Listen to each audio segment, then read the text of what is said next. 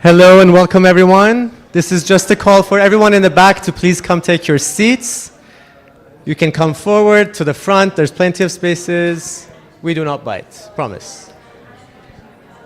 Also, these are reserved, sorry. Front is reserved, actually. So anyway.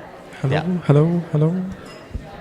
If you're a speaker, we have a seat reserved for you in the front. And we'll start in 2 minutes.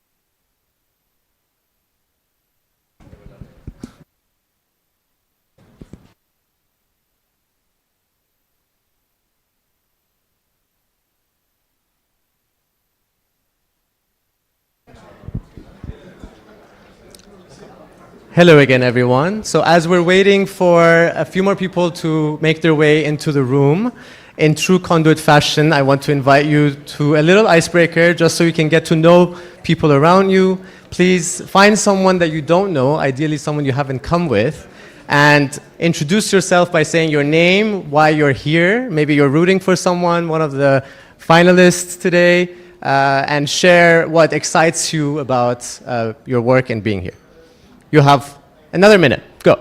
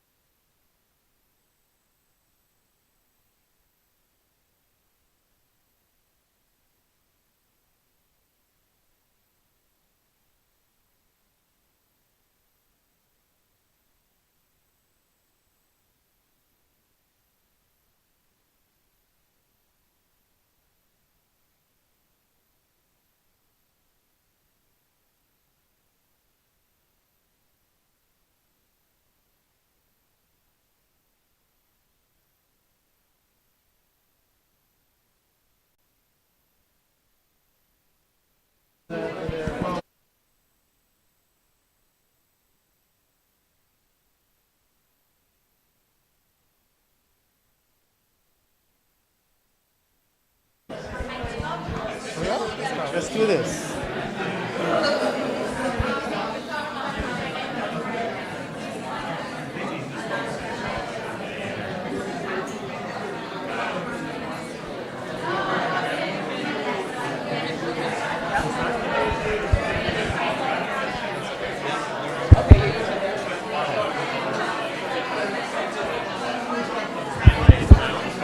Wow, a lot of energy in the room. I will ask you now to stop. You can put your hands up. This is our rule for going silent. Thank you very much. Take a good look around. This is your community today. So, we'll now start from the official program for the 3rd annual Conduit Innovator Awards. Hello, everyone. A very warm welcome to the 2025 Conduit Young Innovator Awards. Can we get a chair? I'm Giselle. I'm the Global Impact and Sustainability Lead here at the Conduit. And I'm Merad, Director of Partnerships here at the Conduit. And we are so thrilled to be your hosts today for the 3rd annual Conduit Innovator Awards, rewarding some of the boldest, most amazing solutions to the world's greatest challenges today. If you're new to the Conduit and what we do, we're a global community of changemakers, all committed to creating a just, prosperous, and sustainable future. And one of the ways we do that is by creating spaces for change, both physical and digital, and convening communities, content, and solutions to tackle the world's greatest challenges. Now, in its third year, the Young Innovator Awards have become a real cornerstone of that mission. Absolutely. And as one of the people who's been involved from the very beginning, it's been amazing. It's been wonderful to see how far and the various accolades that our past finalists and winners have achieved. Everything from being nominated as BBC 100 Women to Forbes 30 Under 30, and even being on Dragon's Den and winning investment from 2 of the dragons. Absolutely.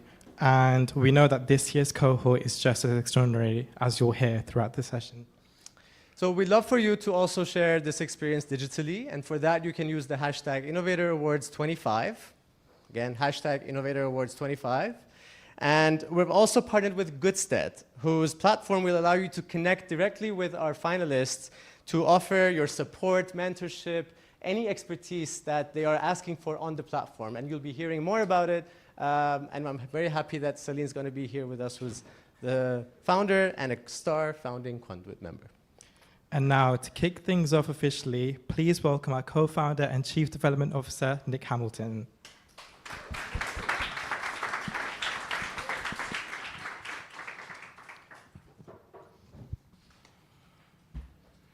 Fabulous. Well, good afternoon and welcome, everybody.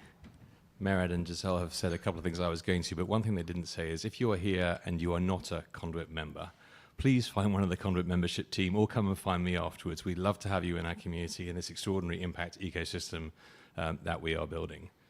So as I join them in welcoming you all to our third Innovator Awards, I'm really excited about our Innovator Awards. I'll tell you why I'm so excited. It's really kind of the pinnacle, a reason why Paul and I founded the Conduit, and that's because it goes very much the differentiator of what the Conduit is. We're not a single event, we're not a conference, we're not just today's event. We are a permanent space for change makers and people passionate about positive social change to come share and do things, co-create things together. So what today is about is actually not just this afternoon, it's a huge amount of work over 9 to 12 months that goes into building something like this with our community, with people outside the community, but to create an impact ecosystem, all focused on accelerating speed and scale in impact and social change. So I'm going to give you 3 quick examples of how that's happened. And the first actually is the awards themselves. So Michael Norton, who I don't think Michael is here, he wanted to be here today but can't join us, who for anybody who knows Michael will know what an extraordinary social innovator he has been over decades. He's a founding member of the Conduit, an investor in the Conduit. One of the many conversations that Paul and I had with Michael was an idea around this that became the Innovator Award. So we thank him for that. And it has spawned other things that have come into that ecosystem. Mira mentioned Goodstead and Celine, who's also a founding member of the Conduit. I don't know if she's here yet, she's coming. But that is a perfect way for people who want to be providing their expertise, sharing their mentorship skills, their industry expertise, geographic expertise with young businesses that are starting, who are time poor, may not be able to find those businesses, may not know if they're legit, but Goodstead is a platform that allows them to do that easily and seamlessly. So it's a brilliant part, a brilliant addition to our ecosystem. We don't own it, we don't control it. It's done by one of our community members, but it's brilliant. And finally, the third is Conduit Connect, our sister investment business, who have looked at the Innovator Awards and thought, how could we add to that ecosystem? How could we build upon it? And so we have 4 awards to give today, and a 5th from Conduit Connect, which I think either Gabby or Eva is going to speak about, so I won't steal their thunder, but it's the Impact Venture Award is a perfect kind of segue into how things grow as they grow. How could we be part of that and growing that ecosystem? So I'm very excited that Conduit Connect have done that. So we've got 4 awards, I say, so I wish everybody who's competing for them the very best of luck. The first, I think, is climate sustainability. The second is social justice innovation. The third is skills and education. And I think new this year is health and wellbeing. So we are excited to give out all 4 of those awards. But I should just stop and pause for a moment to thank our award partners. So a huge thank you to the Centre for Innovation and Voluntary Action, to the Roger Ross Fund, the MSN Fund, Conduit Connect, of course the fantastic London Interdisciplinary School, and Julius Baer. I should also thank our media partners, Aluminum, our in-kind partners, Karma Drinks, and the spirits business. So, I mean, we're very grateful to all of those. So without further ado, enough from me. I'm going to introduce you to our first conversation of the afternoon, which is between the amazing Candice Braithwaite in conversation with Jamila Brown. So please give a very warm Conduit welcome to both of them. Thank you.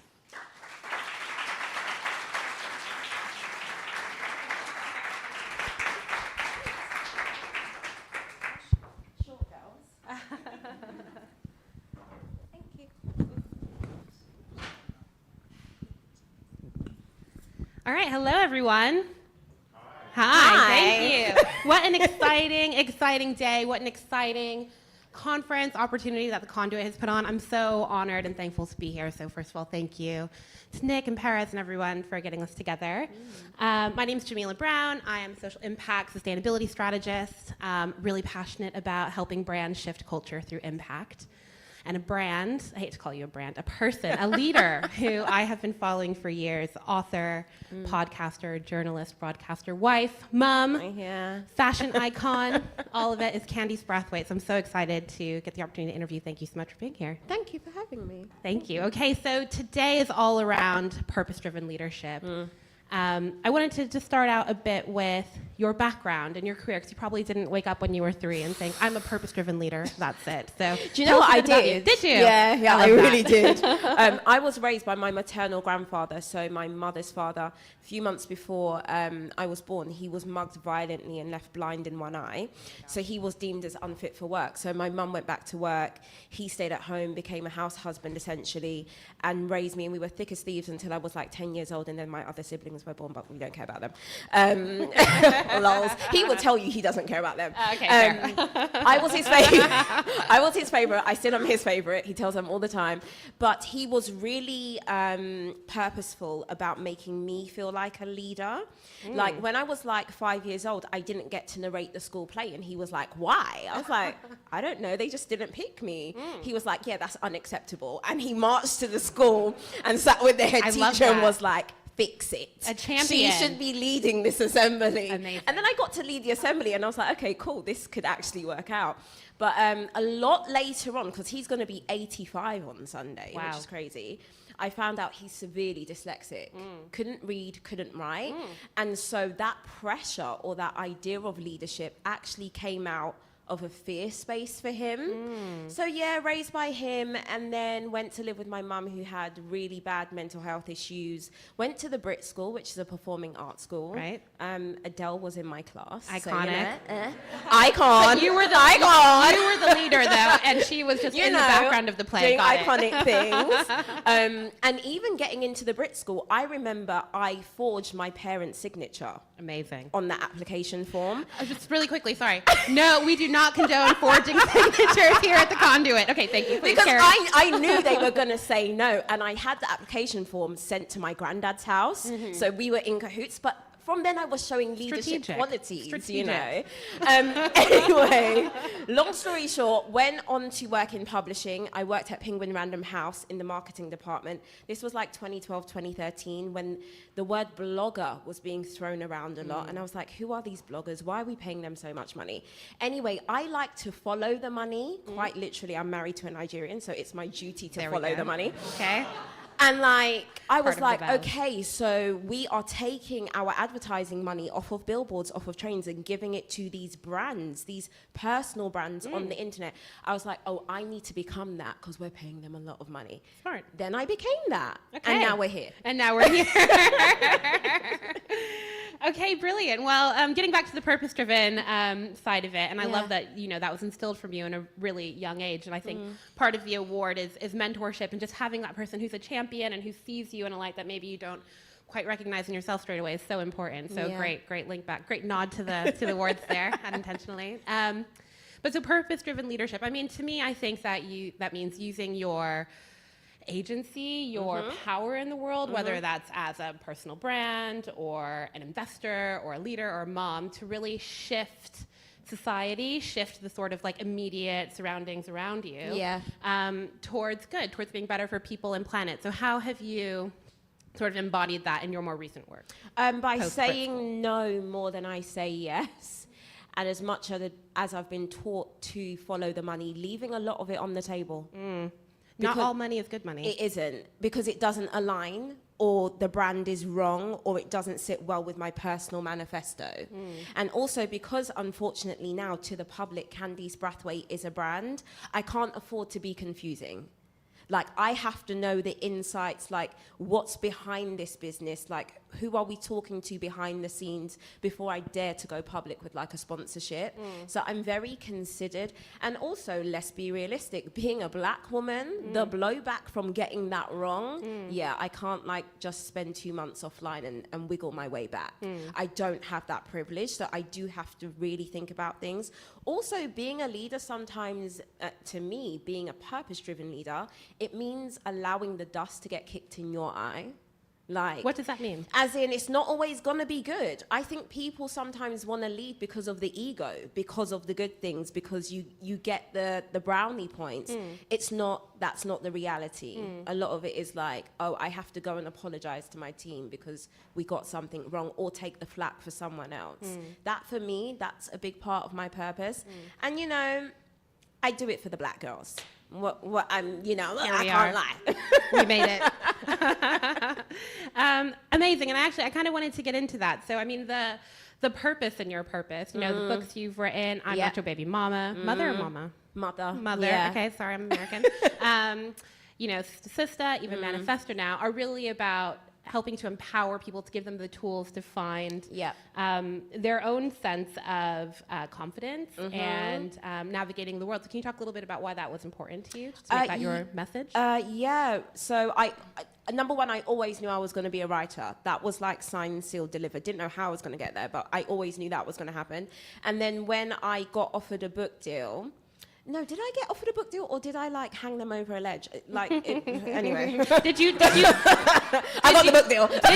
Did you forge the contract? No. That one's real. That one's real. But I remember like them offering me this deal, and then my purpose shining through, and me being like, yeah, I'm not signing this unless you understand that this is the topic. I get say on the final edit and on the title. People not in the publishing industry don't understand. Most first-time authors have no final say over their title, the final edits, or the front cover. And those were areas I wasn't willing to move on. I was like, no, this is the story I want to tell. This is the message I want to send. And listen, as a black British woman, I found it really hard to find literature that I could engage with. All of my literature that kind of made me feel like I was front and center of the story were by African-American writers. And it's the same, but it's also different. And so I knew that my granddad calls it flashing my pen. When it came time to flash my pen, I was always going to put a woman like me at the center of the story. I have like this kind of Oprah effect, and by that I mean, like in some areas now, Oprah is almost raceless. She has a vast audience, as do I. I think actually, especially looking at social metrics, I think my white female audience is bigger than my black female audience. Amazing. But that still doesn't make me like want to cower and be like, maybe I should attune this for someone else's eye. It's like, no, I have the power to tell this story and perhaps give some insight into my world. So yeah, and I'm so coffee ridden, I've forgotten the question, but No, but I'm I on think you track. nailed it, and that's really powerful. Okay. It's a guiding principle almost in how you go about your work. I mean, are there other sort of guiding principles or maybe like tidbits or stories that you can think of that really exemplify Yeah, staying the course? I 'Cause you get fire loads of opportunity. people all the time. Okay. A few years ago, I was just really too slow to fire my management team at the time. And something in my intuition was like, something's not right here. So then I did fire them. 3 months later, I found out they were trolling me online. What? They had been my management agency for 7 years. No. And like 4 years into that relationship, I just started to have these niggles like, I stayed there for 7 years. And so now I don't let that intuition get to a yell. I Okay. heed it at its whisper. Oh, And I'm like, I love oh, that. you're fired. It's very Alan Sugar. It's very, and the thing is, I think people sense when they're about to be fired because first I go silent. Right. Like there's no communication in the WhatsApp chat. I become a stonewall. Mm. I'm like, I can sense something's not right here and I'm going to have to fire you. So nice candies goes in a box, because I'm just like, I've wasted so much time with people who didn't mean me well that I don't have I'm almost 40. I'm like, Yeah. like, buck up your ideas. We got to go. And if I feel like we're not in alignment, not only do I not like my time being wasted, I'm not going to waste your time. So my thing is intuition. Yeah, and you know what? I know we're in a space where the bottom line does count. So much of your innovation or your business is going to be dependent on something you cannot explain. It will not be on paper. It will not look logical. You cannot define it in black and white. Most of the time, your best business moves are like, I just have a feeling, you know? I love that. Trusting your gut. Always. I love the idea of heeding the whisper, not letting it get to a yell. Because girl, oh my, the yell. girl. Oof. Can we talk a little bit about how this applies maybe to your investment theory? Oh yeah, thesis? so I'm a baby investor, guys. Don't get excited, but That is exciting. Yeah, Congratulations. Thank you. I just invested in a app called Buy Rotation. Okay, Where fully transparent. That's how we know each other. Oh, yeah. I love Ashita, and the app is great. Now, the reason I invested in that is because I was a consumer first, and it made sense to me. Like, I'm not going to lie, I'm trying to be sustainable. Right. I'm not going to sit here and be like, yeah, I'm on my P's and Q's and I get everything correct. But in certain areas of my life, especially my wardrobe, where I invest heavily, too heavily sometimes, I'm like, okay, how can we make this a great shared experience? Sometimes I go, like today, I've got like 4 events to go to. But sometimes that's 4 red carpets in one night. Right. Of course, I'm going to jump on Buy Rotation and rent a look. I'm not going to keep buying things that I'm going to get quote unquote packed in. That's just not my MO. Yeah. And so when it comes to investing, I'm very much like, I need to see myself or be the consumer first. That's what makes me feel good about it. Yeah, amazing. We're obviously here today with a room full of exciting, amazing innovators. Yeah. Any advice for them on staying the course, on purpose-driven leadership? Staying the course. Okay, this is going to be different advice no one's expecting. That's okay. Sometimes jump off the course. Oh, okay. All right. Yeah. Sometimes pick another route. Trusting your gut. Trusting your gut. And do you know what? And the reason why I'm willing to give that as advice today, it's something I'm currently dealing with this week, where I'm just like, oh, you've tried really hard at that. And the best things shouldn't feel that sticky. Right. You're going to have some lumps and bumps, and I'm not saying there's not going to be sweat, blood, and tears and all of that, but I also don't like overselling hardship. If something is extremely difficult, maybe you should back off. Maybe, no. Maybe you should back off. Maybe you should and not just back off, sometimes take a break, put the idea down. Pause the idea of the business until things start to feel a little bit more seamless. I think especially in business and innovation, it's all go, go, go. Blood, sweat, tears, don't sleep, kill yourself. Yuck. Yuck. Soft You life. want to get to the end of this experience and perhaps even want to do it again. Yeah. And so sometimes staying the course is stepping off of it for a little bit and not feeling so pressured to just go, go, go. Yeah, and maybe recognizing where the best investment of your energy is at any given time. Absolutely. And when you have the money, hire people. There we go. I think a lot of us are burning out because we think we can do it all by ourselves. Yeah. I think that's interesting advice coming from you because you talk a lot about resilience, actually. So and sorry, this wasn't in the pre-approved list of questions I sent in advance, but how would you maybe differentiate being resilient with being with hardship, I suppose? Okay. With resilience, I just want to go again. I'm just oh, that was yucky, but I'm learning to ski, girl. Learn to ski. Yeah. That is testing my resilience. Fair. But I'm when I go on my next ski trip with my friends, I shall not be at the bottom. Right. I will be doing a black run. Ooh. So resilience. Ambition. You know. But then sometimes I'm just this is not working. And the way that I define that for me is what like the personal income is for me. I'm like, I'm losing sleep, I'm losing time with my family, Right. I'm thinking about this more than I should. That's not working for me. I am very much out of my resilient era. So I'm perhaps not the best person to speak to about this, because Okay. I did my time, girl. I did 10 years of resilience. Right. And now I'm entering soft auntie life. Oh. But I'm just like, you do need to strike that balance, because sometimes I think we see stress and label that as resilience, and they're two very, very different things. And again, even within the resilience, you need to allow yourself to take breaks so you can come back and fight another day. Amazing. I've been given the signal that we have got maybe just 1 minute left. So can I ask one last really quick question? Thank you so much. Okay, so Candy, so you have gone from taking over the stage at 3 to 5 years old, forging your way into the Brit School, becoming a published author ×3, growing this huge following, staying guided by your values.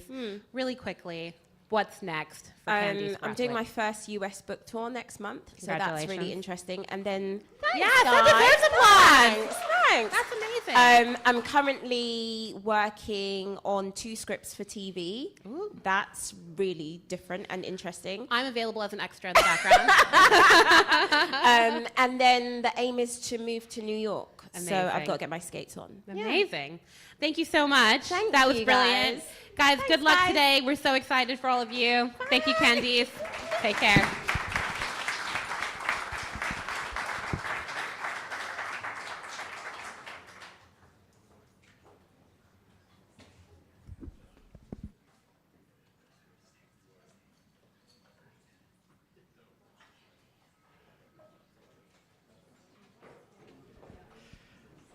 Thank you, Candice and Jamila. It's so nice to be able to learn and benefit from their insights while seeing the entire room smiling up to here. Thank you for your very sweet style. Now is the moment to meet our innovators. Are you ready? So I'm going to tell you what's going to happen in the next hour, where our innovators are going to come here and pitch one after another. Each innovator will have 4 minutes for their presentation. There will be no time for questions. Their categories order is going to start from climate to social justice and inclusion, followed by education, health and well-being, and finally, last but not least, the Impact Venture Award by Conduit Connect. So, without further ado, I already said no questions, but we'll have an hour break after. I want to give you a bit of good news there. But I want to wish all of you, our innovators, good luck. And we're going to start with Elsa Walston.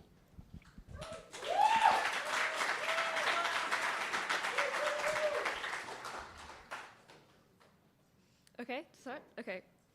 Hi guys, I'm really excited to be here. One of the annoying things about starting off as the first person for climate change is having to remind everyone that we are in a climate crisis.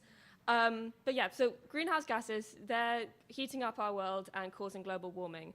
But what not everyone knows is 70% of urban areas are responsible for 70% of global greenhouse gas emissions come from urban areas. So I'm here representing a really practical and technical group of people, a team of student engineers that have built a solution that turns everyday buildings into carbon capture hubs. What we've done is we've built a modular, decentralized carbon capture unit that bolts onto existing infrastructure in buildings, uses the waste heat and the waste energy of that building to capture carbon in a way that is extremely efficient, that is affordable, and even profitable. So here's the problem. Carbon capture is facing a lot of criticism right now for being extremely land intensive, really slow to deploy, and also incredibly energy intensive. It's really slow to deploy, and it takes 3 to 7 years sometimes, and it's stuck in one location. Meanwhile, industries in the UK and in the world, like breweries, like hospitals, like wastewater plants, burning fossil fuel on site and then buying in more fossil fuels to then use in their operations. This is inefficient, expensive, and entirely avoidable. On top of that, take out industries. Let's just look at commercial buildings.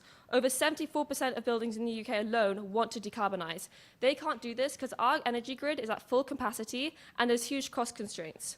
So an example of this is the NHS, which is one of our most important infrastructures in the UK. And they've come to us with this problem, and they've said, we're going to be an early onboarder of your technology because we need to decarbonize, and we need to do it efficiently. So our solution, we're up to 1 cubic meter units, and this removes up to 30 tons of carbon per year. No retrofits, no redesigning of your building, and no swapping out of any existing systems. We plug in and install in less than 3 days, so you don't have to stop any operations going on in your building. We've got 2 models. I want to refer back to the problem I was talking about. 2 models. Our V1 is for sites, these industries I was talking about, these breweries, these hospitals that use carbon in their operations for food and beverage use or to purify their machinery. But they also release it, and they release 2 to 3 times the amount of carbon that they take in. And the carbon that they take in is fossil-derived. It's a really inefficient loop that we can solve for them. We can use our units to plug on and recycle on-site. And even if we capture more carbon than they need, we redistribute that in a way that is sustainable and needed elsewhere. For our V2, we're talking about buildings like this one that we're in now, for data centers, for commercial buildings, for office buildings that don't need CO2, but they produce a lot of it. And we can capture from the flue gas, from the ventilation, from the gas boilers, from the HVAC systems, and then we take this carbon, and with our downstream partners, we permanently sequester it in a way that is entirely verifiable and quantifiable. This is an inclusive solution. Every step of the way that we built this solution, we wanted to make sure that it was built for SMEs as well. We want to make sure that carbon capture is something that is affordable, so no one gets left behind in this net zero transition, because it's important that we turn cities into carbon capture hubs. And again, the past year, we've had about 200 conversations across the UK, EU, and the US. Climate tech has to be both impactful and economical. We give our customers, especially those facing regulatory pressures to decarbonize, a cost-effective and energy-efficient way to hit their targets. And it's working. So in 6 months, we've built a technology ready levels 5 unit. So we have actually captured carbon. We've simulated the environment. And with Cambridge University Data Center, their estate, and the David Attenborough building, we've proved the feasibility of this technology and the business case. We've also done this with breweries, including Big Cameron's Brewery up north and small breweries in the UK. And we've signed LOIs, and we are prepared for trial. We want to make this impact happen now, and the funds from the Innovator Awards will go directly into this. So thank you so much. Thank you.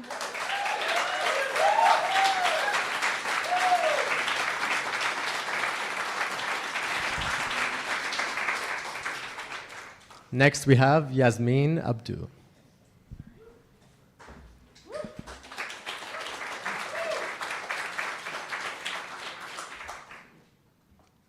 Hi everyone, my name is Yasmin Abdu and I'm the founder of Carbon Track. After discovering that 34% of world emissions come from food, I wanted to make better choices. But I quickly realized how difficult it was to make sustainable choices. Like there's so many factors, packaging, transport, farming methods, where do you even start? So it turns out I wasn't alone. 80% of Gen Z and millennials want to make more sustainable choices, but only 12% actively take action. We interviewed 1,176 shoppers and found that the biggest barrier wasn't the lack of willingness, it was a lack of clarity and convenience. That's why I'm building Carbon Track, to make sustainability fun, easy, and rewarding. So how does it work? Well, on the supermarket side, when you want to sell something into a supermarket, you fill in a supplier form.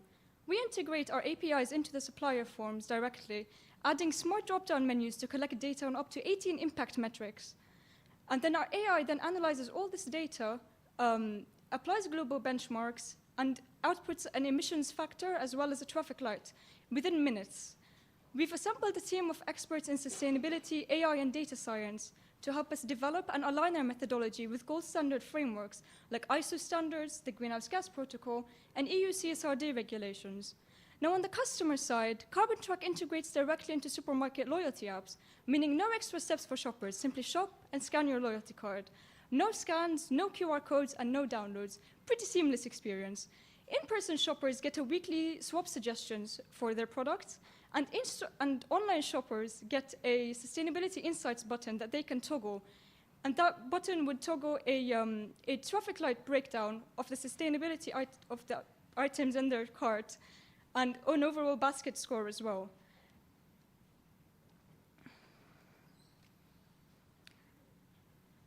Next to each product in the cart, you get a small green button. And that green button, you can tap it on every product that you're willing to explore alternatives for. And when you click those alternatives, Carbon Track provides up to 3 different swap suggestions for you. maybe a plant-based alternative, a product with less emissions, or one with less packaging. You can compare them by price, by impact, or by extra rewards you receive for making the swap. Now here's the fun part. Immediately after you make the swap, you get a message like, make the swap 6 more times and you'd save a turtle's worth of ocean plastic. Or you'd save meters cubed of ocean ice for penguins. Because if I tell you you save 200 kilograms of CO2 this year, how many of you actually understand this number? Anyone? Absolutely nobody. Well, it turns out people simply don't connect with raw numbers, but they do connect with turtles, they do connect with penguins, and they do connect with things they can picture, what they can care about and act on. So we operate a SaaS revenue sharing hybrid business model where we charge a monthly subscription fee, and part of the extra revenue we generate for supermarkets funds the customer rewards pool. And by rewards, we're not talking about an extra 10 pence in savings. We're talking about proper, meaningful rewards for everyone. In the last 12 months, we've won over 14 awards and recognitions, have been backed by the United Nations, Sage, Samsung, Huawei, and Mercedes-Benz, among other big organizations that have supported us with growth and scaling. We're in talks with Sainsbury's to hopefully bring it to their customers by the end of the year. So the prize money would go towards filing our patents, finalizing the methodology, and make us ready for the pilots. Now, we're on a mission to cut UK emissions by 5% by 2030. How? Well, by taking small actions, like swapping dairy milk for oat milk just for coffee, we can cut UK emissions by 1.3%. Or by swapping red meat for white meat just twice a week, we can cut it by 2.7. And we often think our choices don't matter because we're just one person. But we're not. We're 70 million people in the UK only. And the choices we make together have the power to disrupt and reshape entire supply chains. And when millions of us take even the smallest of actions, we don't just create progress, we create a movement. And that is how we drive real systemic change. Thank you.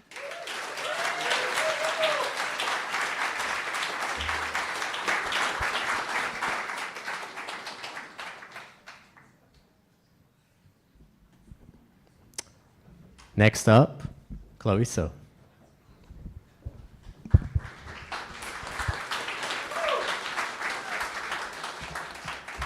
Hi everyone, I'm Chloe, one of the co-founders of Pulpatronics, and we're accelerating metal-free electronics. RFID technology has been instrumental in inventory management for product identification and tracking. It's heavily used in inventory stock counting, auto-checkout processes, as well as anti-theft detection. It's really good at what it does. But every year, more than 45 billion tags are made for single use. These tags end up in landfill after a really short lifespan, and consumers are throwing it away as they don't know they exist in these price tags. So they contain a metal antenna and a microchip and layers of adhesives, making them resource-intensive, costly, and polluting to make. So imagine if we could create these smart tags from just paper. No more metal mining, no more unnecessary e-waste. Pulpatronics enables us to do that.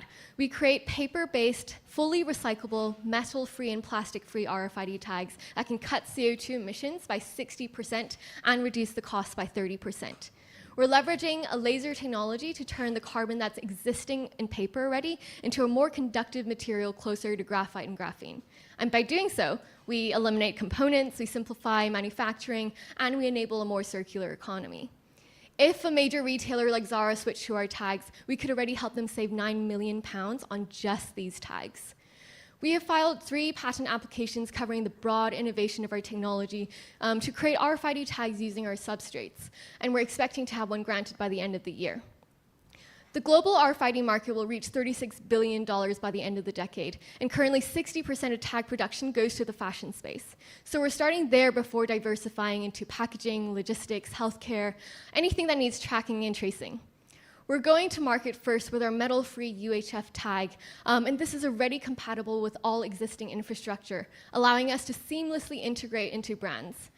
After that, we look to expand our product portfolio to include metal-free security tags, metal-free NFC tags, and we look to license our technology to scale up manufacturing more quickly and to distribute more efficiently. Brands are desperate for solutions to comply with net zero legislations like the Digital Product Passport, while still improving their business margins.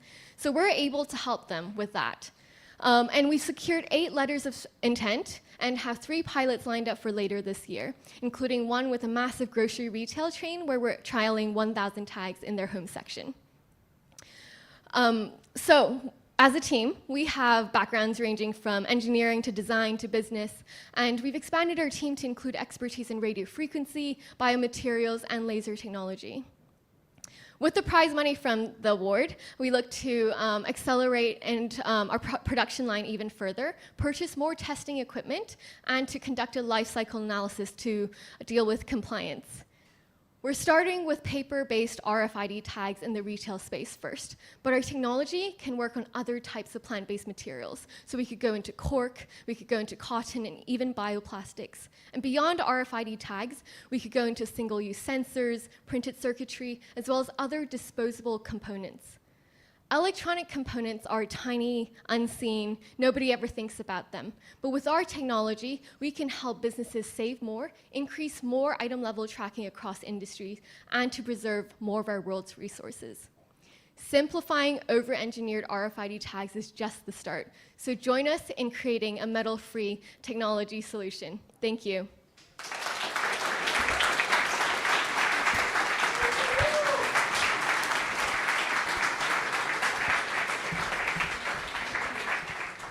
Thank you, climate finalists. On to our second category today. I'd like to welcome Sohail Hussain. Please welcome him on stage. And Mohammed.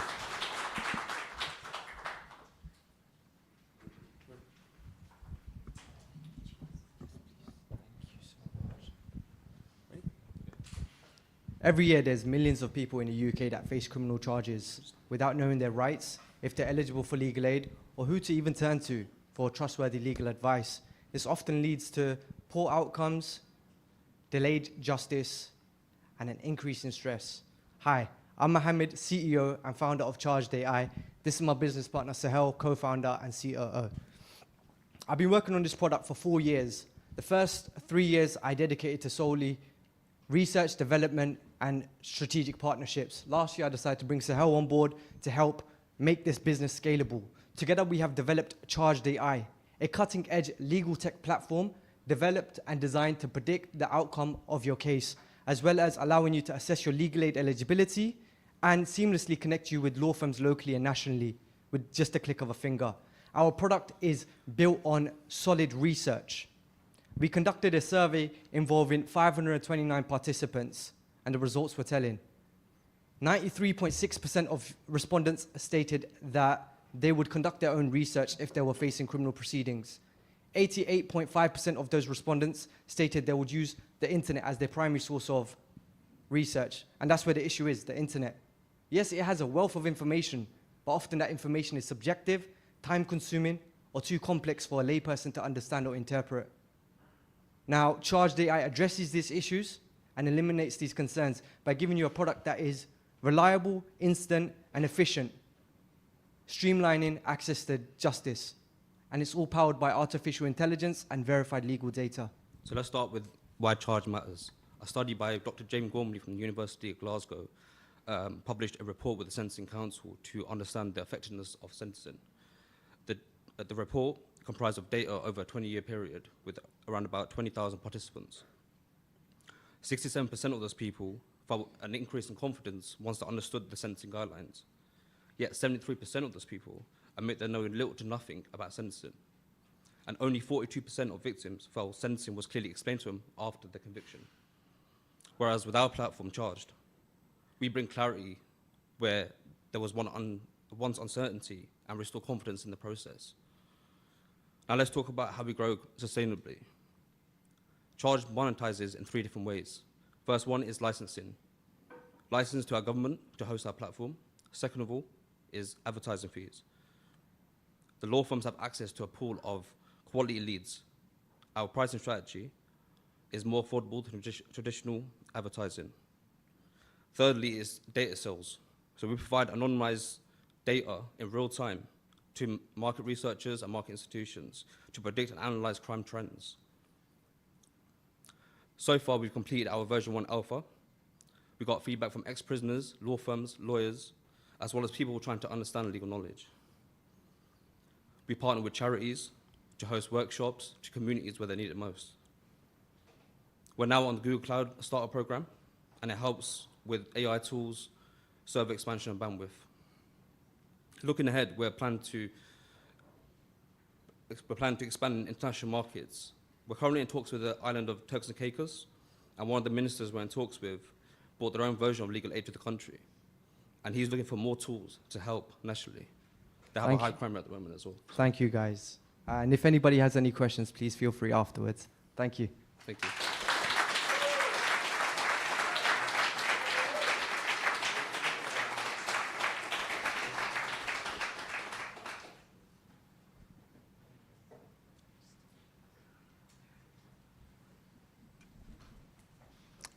Next, we have Olufarami Balagan with Room 2.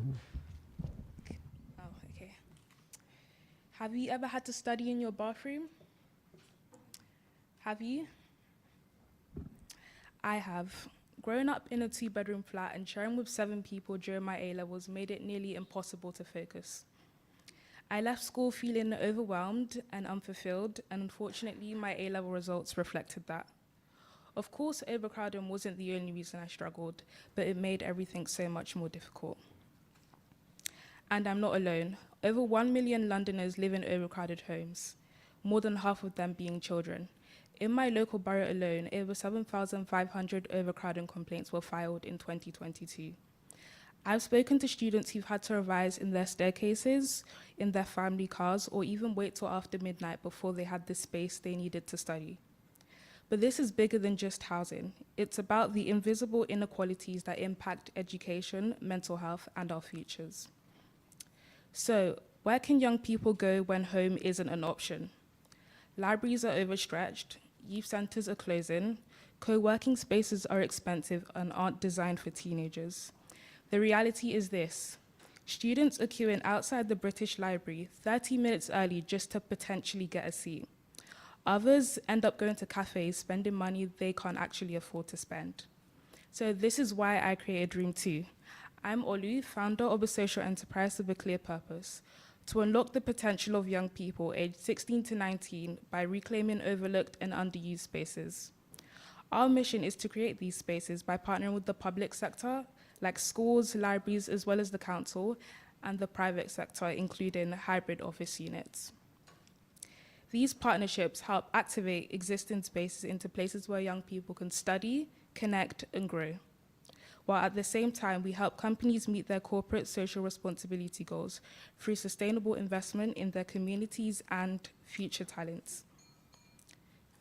With a £3,000 grant, I engaged over 20 young people, professionals, and parents. I then used this to create a 34-page comprehensive report highlighting the problem as well as the solution. This work earned us local council support, as well as £1,000 in initial funding and multiple pilot venue offers. Our vision is to scale this impact through a network of hubs, each tailored to the needs and characters of its community, all around different boroughs. We've designed 4 focus areas to reflect the different support young people need to grow. Firstly, Room to Learn is the place for mentoring, tutoring, and skill building, helping young people build their confidence and gain knowledge. Room to Link is the space for networking with peers and professionals, building relationships through events and workshops. And my personal favorite, Room to Grind, is the space for quiet, focused study. And lastly, Room to Create is a space for providing expression ranging from music to art and so much more. Now we're launching a 6-month pilot across 2 locations, and this is just the beginning. Investing in Room 2 means backing a future where every young person has the space they need to succeed. Your funding will help bring these spaces to life, deliver the programs that matter, and ensure access for those who need it the most. I know what it's like to feel as though there's no room for you, but together we can change that. Starting in Southwark, 1 space, 1 partnership, and 1 young person at a time. So give us Room 2 and let's bring about this strategic change. Thank you.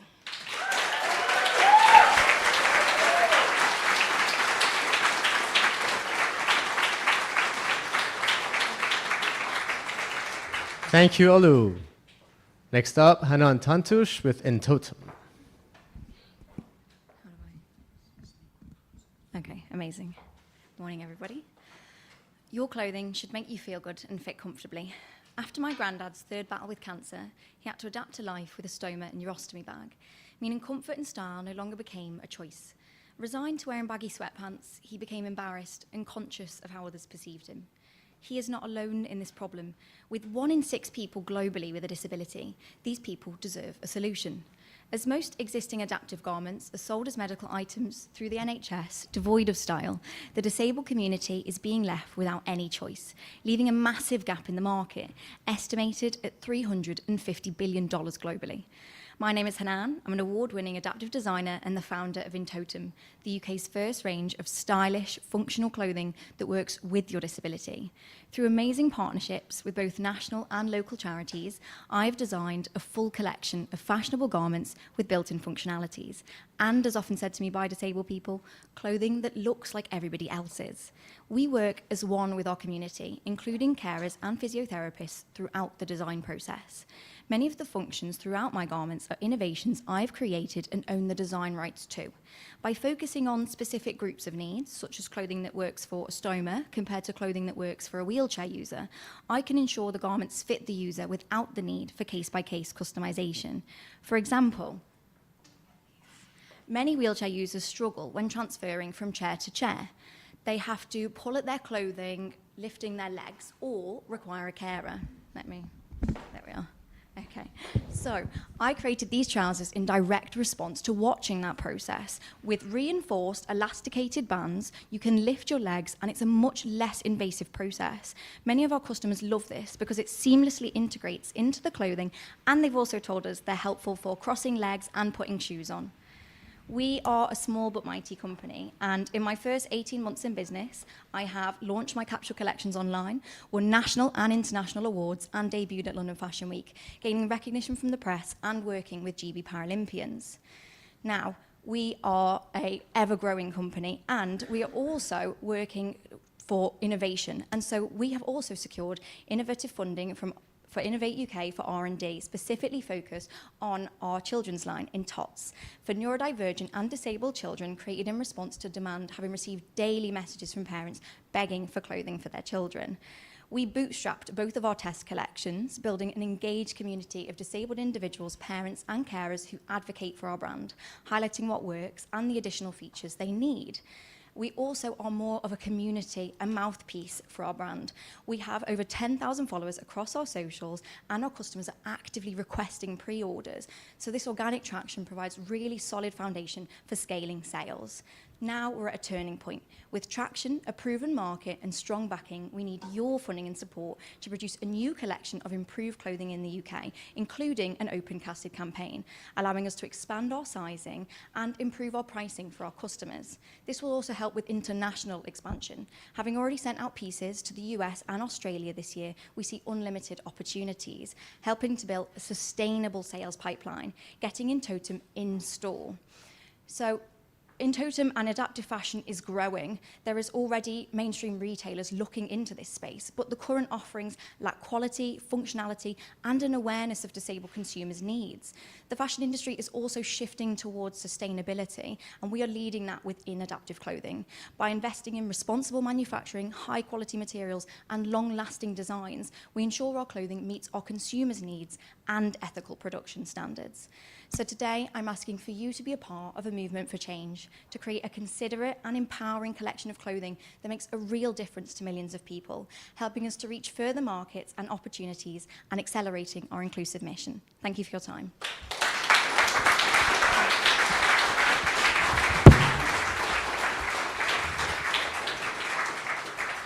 Thank you, Hanan. And on to our third category today. Please welcome the first finalist for the Health and Wellbeing category, Emanuele from Sileo.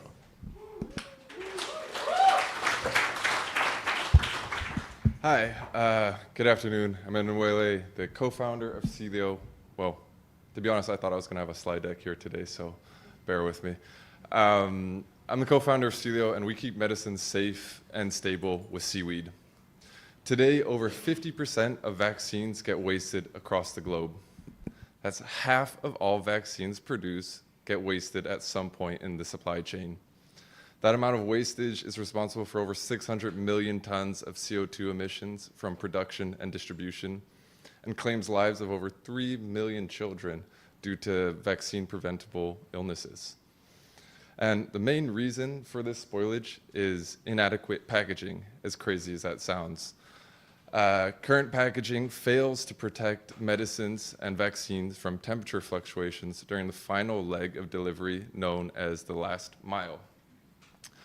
The last mile in developing regions or remote areas tends to be one of the craziest journeys.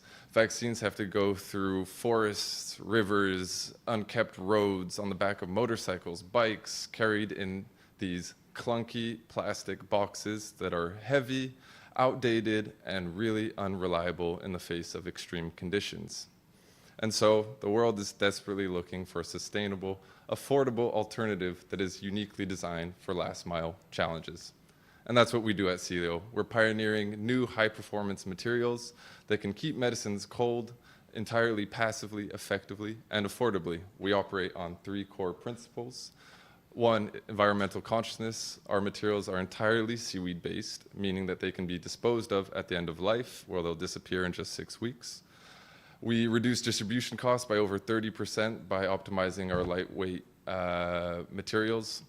And lastly, we're adaptable. In the real-world setting, our materials can be molded to the exact shape and size of the medicines being shipped, which greatly optimizes thermal performance and removes any dead space and lowers its overall volume and weight. So far, we've proved in our lab that we can hold safe temperature ranges for 2.5 times longer than existing polystyrene and synthetic gel packs. What this means is that we can cover ranges of over 300 more kilometers than typical polystyrene packs and increase immunization coverage by over 30% in rural areas. In a market saturated with remarkably similar solutions, we stand out with a radical innovation on the material level. Most of our competitors that offer the same performance as us come with unaffordable price tags. Those that claim sustainability or lower prices simply do not perform as needed. And lastly, none of them are designed for the unique challenges of last mile, like Celio is. So at Celio, we're a team of innovation design engineers from Imperial College London. We're supported by 2 advisors who specialize in material science and cold chain logistics. And since our inception, we've won, just earlier this year, we've won numerous grants and awards, participated in 2 accelerator programs, and are currently preparing for 3 separate trials with a medtech firm, a research firm, and a logistics provider. Our route to market is pretty simple. We're planning on piloting right here in the UK, where we can take advantage of all our resources that are available to us. Then we plan to commercialize the rest of the UK and Europe to larger, higher volume customer segments, and then scale globally to higher volume and higher temperature regions. So please join us in this journey and help support our pilot trials, where just 1,000 packs of Celio will save 50,000 kilograms and 600,000 vaccine doses. Thank you.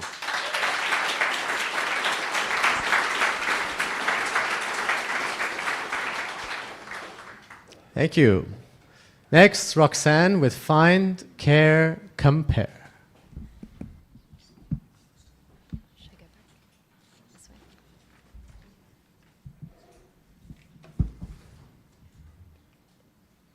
Is that good? Yeah. Perfect.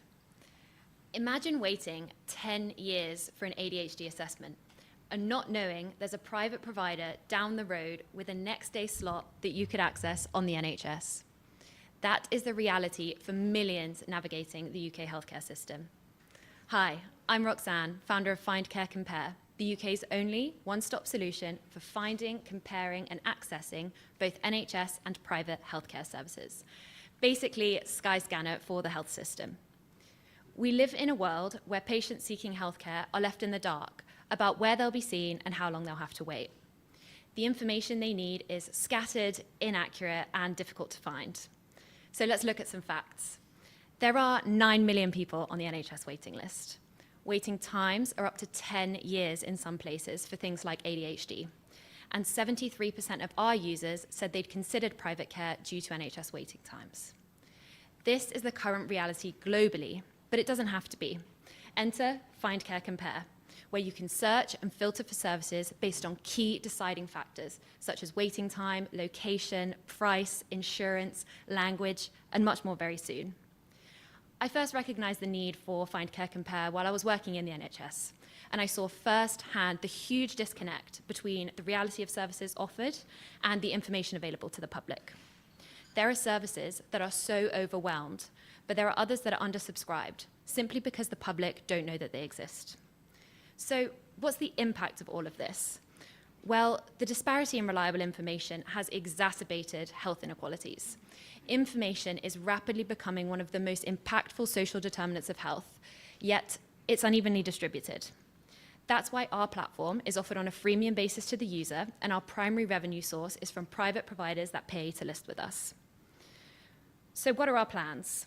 Well, with a big problem comes a big vision, and our vision is to be the front door for the health system in every sector and every geography. There is a growing need for seamless and convenient access to healthcare services.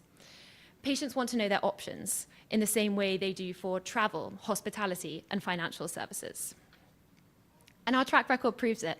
Since launch, we've achieved a reach of over 200,000, and in just 2 months, our platform saw a 598% increase in activity. We have a clear growth strategy for both national and international expansion.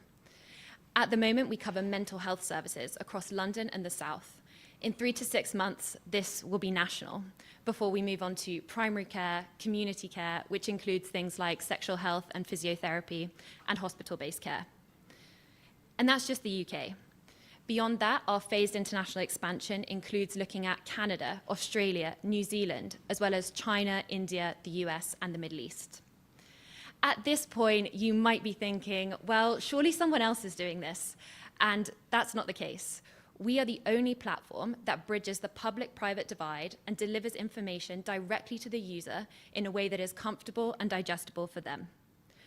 We speak to our users, and they've told us that they want Find Care Compare to be their companion throughout this overwhelming process.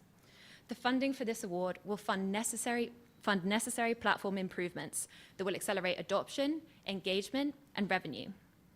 The more users we have, and ultimately the more engaged they are, the more sustainable Find Care Compare is. Now, imagine a world where navigating healthcare is as easy as booking a train ticket, where no one's left behind because they didn't know where to look. That's the world we're building with Find Care Compare. Thank you.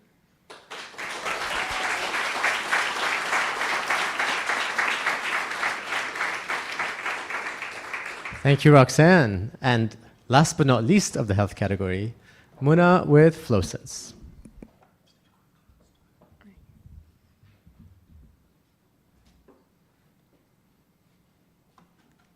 Hello, everyone.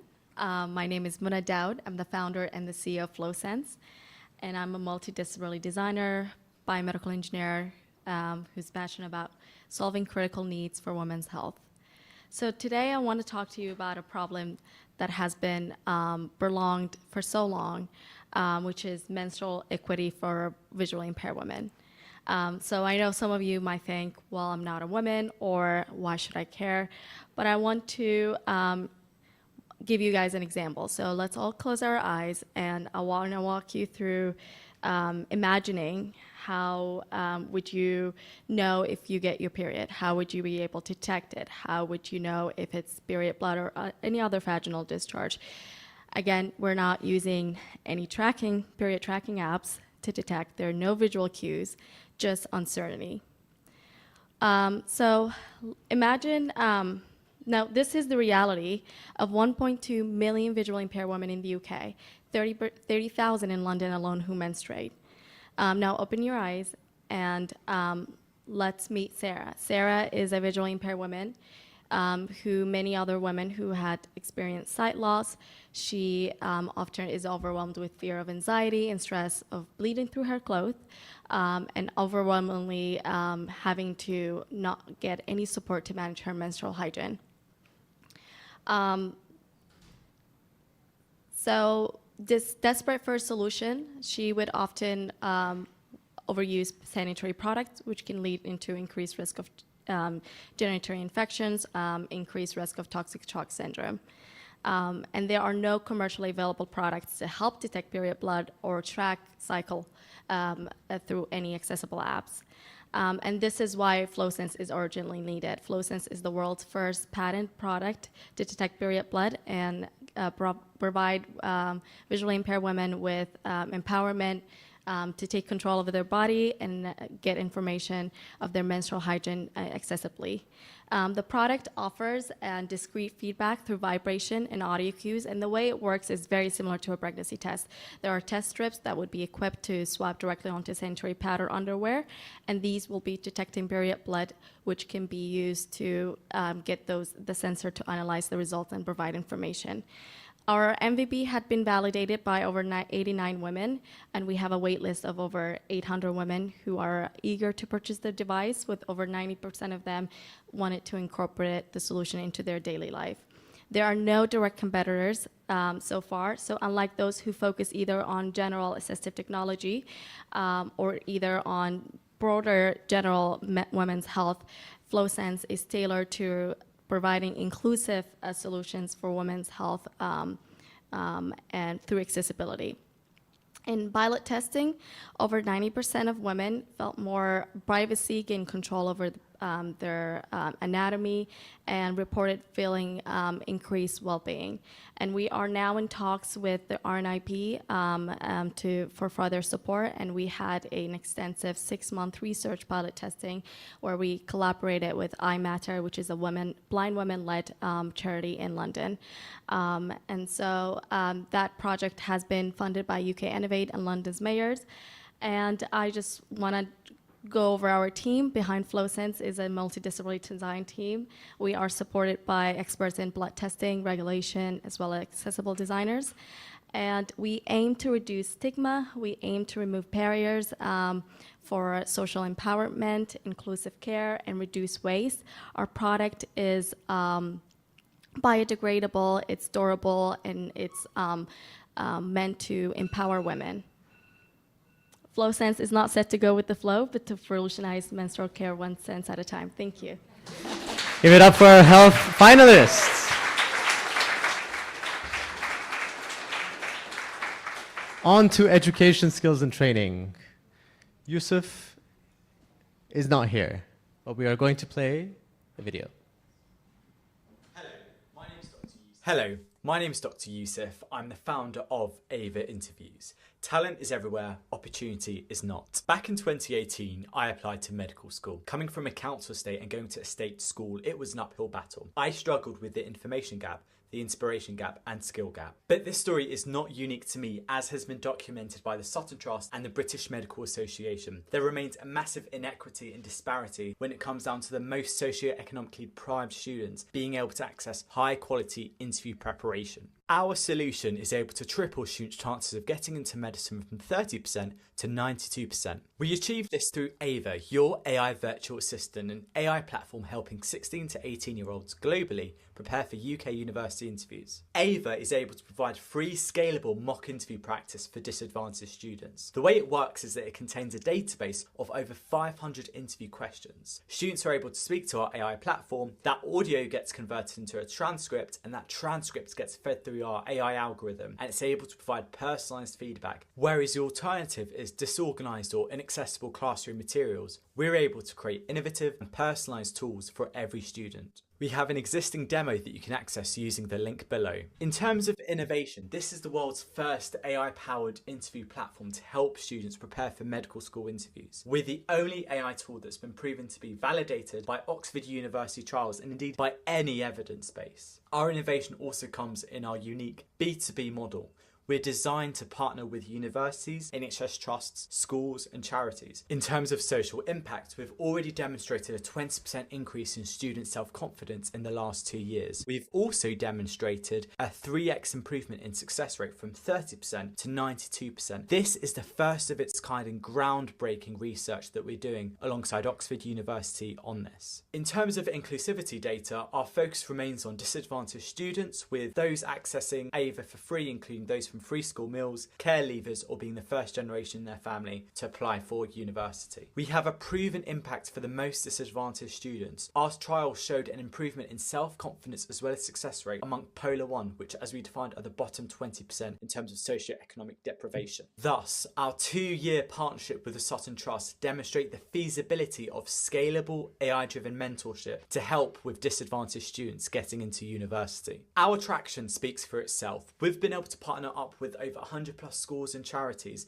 as well as Zero Gravity, the NHS and the UK government. Our mission is equalising opportunities for everyone through utilising technology. As part of our social mobility efforts, we were awarded the Diana Legacy Award by Prince William earlier on last year. In terms of environmental impact, our AI has the potential to reduce emissions by eliminating the need for people to travel and also for in-person printouts when it comes down to organising interviews. With our focus on sustainable tech infrastructure, this has the potential to reduce CO2 emissions. In terms of viability, we have a proven scalable impact model as demonstrated by our 2-year pilot with the Sutton Trust. Through our iteration cycles, we're able to continuously develop our data as well as our user experience and user interface to continuously create a more and more personalised experience for our students. With our focus being on digital first, we have created a low cost and high impact solution. We have a fantastic leadership team covering all bases, with Yasmin as our Chief Research Officer, Ali our AI engineer, and myself as the founder of this social enterprise. Through the Conduit Award, we're seeking £10,000, £6,000 focusing on AI voice mode development to create an AI-driven voice simulation to create a more realistic interview simulation, whereas for £4,000 we'll be focusing on covering the costs of our intern supervisors. We have already got an independent agreement with Oxford University to fund 15 Oxford University students who are going to be focusing on the data training and expanding our AI data from just medicine and dentistry, but to now focusing on 15 other subjects, including STEM, humanities, and linguistics. Through the £10,000, we will be able to directly support 2,500 students as part of our annual research trial with the Sutton Trust. In order for us to grow, we're going to be focusing on expanding the number of subjects we do, at which point we'll be able to expand to other global markets and then pivot in 2030 to also focusing upon career interviews with a focus on evidence base. Winning the award would provide massive value in terms of the Conduit membership in joining an incredible community of entrepreneurs, creatives and leaders. Working with Prime Advocates, we'll be able to further enhance our legal expertise when it comes down to intellectual property and cybersecurity. Bespoke mentoring from educational experts will enable us to further scale and connect with potential partners in the educational space. Through the grant, we'll be able to accelerate our AI development, staffing and result in faster product launch times. Thank you for listening, because talent is everywhere, opportunity is not. I didn't even have to use the gong for that one. Next, Saffron with Avidity. Okay, all good. Okay. Hi everybody, I am Saffron Houston and I'm the founder of Avidity, which is a platform built to empower young creatives. So the world of work as we know it is changing and fast. From multiple streams of income to flexible working, the way young people think and feel is not the way that it once was, and they are least engaged with traditional ways of working than any other generation. Creative careers are exploding with the likes of content creation, social media, streaming, but where are the opportunities to really tailor to this new reality? I've been immersed in the advertising and media education system since I started as an apprentice myself. I saw a gap in the market and I did something about it. And that is how I started to build advertising and media apprenticeship standards. So I'm the program lead for Bauer Academy, which is the leading training provider in the UK. And I see a huge gap in the market where young creatives fall off because the system isn't built for them and they don't feel like they belong. And that is where my passion for Avidity really grew. So Avidity is a platform built to empower young creatives, and it's a freelance marketplace designed specifically for young creatives. So we empower them to gain real-world experience, build their portfolios while working flexibly and prioritizing their mental health. So we've simplified freelancing, making it accessible and genuinely relatable to Gen Z. So Avidity works in 3 ways. Contests, so it has an element of gamification where young people can build their portfolios. Project work, where people can collaborate with businesses for specific projects, and then contract work for short-term contracts. So we're also developing innovative skills-based courses on the platform where assignments are built through conversations with AI agents, and these courses aren't just knowledge-based, they are skill applicable, ensuring young people have the skills needed to thrive in today's economy. So Avidity bridges the gap between emerging talent and industry needs. So we're about to launch our pilot phase with Access Creative College, who are the UK's leading independent colleges, and we are looking for businesses to collaborate with and investors to join us to shape the future of creative work. Thank you for listening.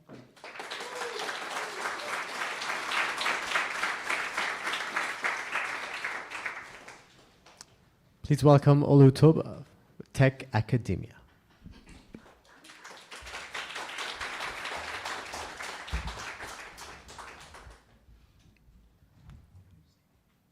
I've always been fascinated by technology. I started programming when I was young, and by the time I reached secondary school, I knew that this was the industry for me. However, I had no clue where to start. I'm from a low-income background. I've been homeless twice. I have complex PTSD, and I didn't know anyone that worked in the industry. But I told myself, despite the odds, I'll do whatever it takes to succeed. So when I was in university, I started documenting my journey into the technology industry. And in the end, I did manage to get a job at a global investment bank in technology. But what was interesting was I managed to amass a community of over 60,000 students who faced the same issue as me. Not only that, global companies started reaching out to me to tap into my community to hire from it. And the issue was clear. Students were not equipped with relevant skills to work in the technology industry, and companies were struggling to hire tech talent, which is why I founded Tech Academia.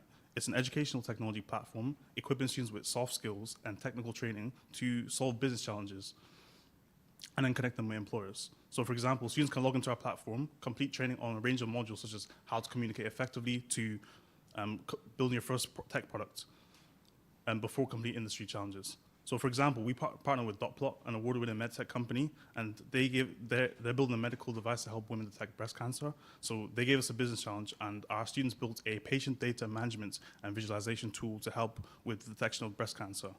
And our students leverage this experience to then secure internships and graduate jobs at a range of companies. So this is the power of Tech Academia, equipping students with the relevant skills by solving industry-specific problems. So how is Tech Academia actually innovative? Well, for starters, Tech Academia is free. Traditional boot camps cost somewhere from $8,000 to $15,000, and they run on fixed calendars, which makes them very inaccessible. So as we know from the SDG 2024 report, that those from lower socioeconomic backgrounds often struggle to break into high growth fields. So Tech Academia is free, it's available 24/7, anyone across the globe can access it. So environmental and social status is not a barrier. In terms of impact, we've already had 95,000 students who have used our site since launch. We have over 2,000 members in our community. We've worked with Microsoft, Accenture, Colt Technology Services, and more. And our students have received offers at a range of companies such as Google, American Express, IBM, BBC, and UCL hospitals. And lastly, I was recognized as the UK's top 100 most influential people of African descent under 25 for the work I've done with Tech Academia. So it'd be an absolute pleasure to be the Conduit's young innovator. Not only would you be investing in Tech Academia, you'd be investing in me, Tosin Toba. And the reason I mentioned the hardship I've been through is not because I'm looking for sympathy, but more so that business is tough, and I've got the resilience, the tenacity, and drive to succeed. So with your help, we can impact millions of students. Thank you for listening.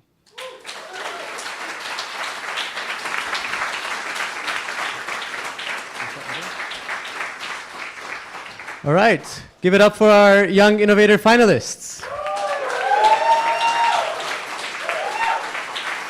So all these finalists are in the first 2 years of their journey, and they're between 18 to 28 years old, and we can't wait to find out who the winner is. Before we move on to the Impact Venture Award finalists, I'd like to invite Gabby Morgan from Conduit Connect to tell us a little bit more about the EIS Impact Fund and how this award came about. Please welcome her on stage. Hi, everyone. Thank you so much for being here today. I just wanted to say congratulations to everybody who's presented so far. I cannot believe the quality and directness of your presentation so far. It's not easy to do under 4 minutes without slides, so maybe one more round of applause from who we've heard from so far. So, and Merad, I might need a gong as well because you know I talk too much, so just get me off when you need me to. So As Nick mentioned in his opening remarks, the Conduit is a truly unique ecosystem that provides a consistent convening space for people to collaborate on social and climate justice. And one of the ways to do that is to direct more capital towards the solutions fighting the major issues facing people and planet. And so that was the origin story of Conduit Connect. So I'm Gabby, I'm the Senior Investment Manager of Conduit Connect. We were launched basically at the same time of the club, so back in 2018. And we were launched to be a regulated place for investors and entrepreneurs within the ecosystem to connect and facilitate investment. And since then, since founding, we've supported over 160 businesses. We've helped them raise over £30 million. And the evolution of the product has gone from a sort of investment platform where we found and vetted great deals and connected them to investors for direct investment to a fund proposition. So about 4.5 years ago, the Conduit Connect launched the Conduit EIS Impact Fund.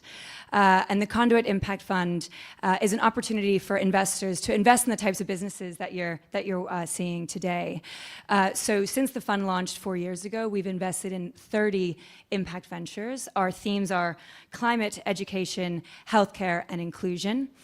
And we look to invest in seed to Series A rounds of investments anywhere ranging from 150 to sort of 400K into those businesses.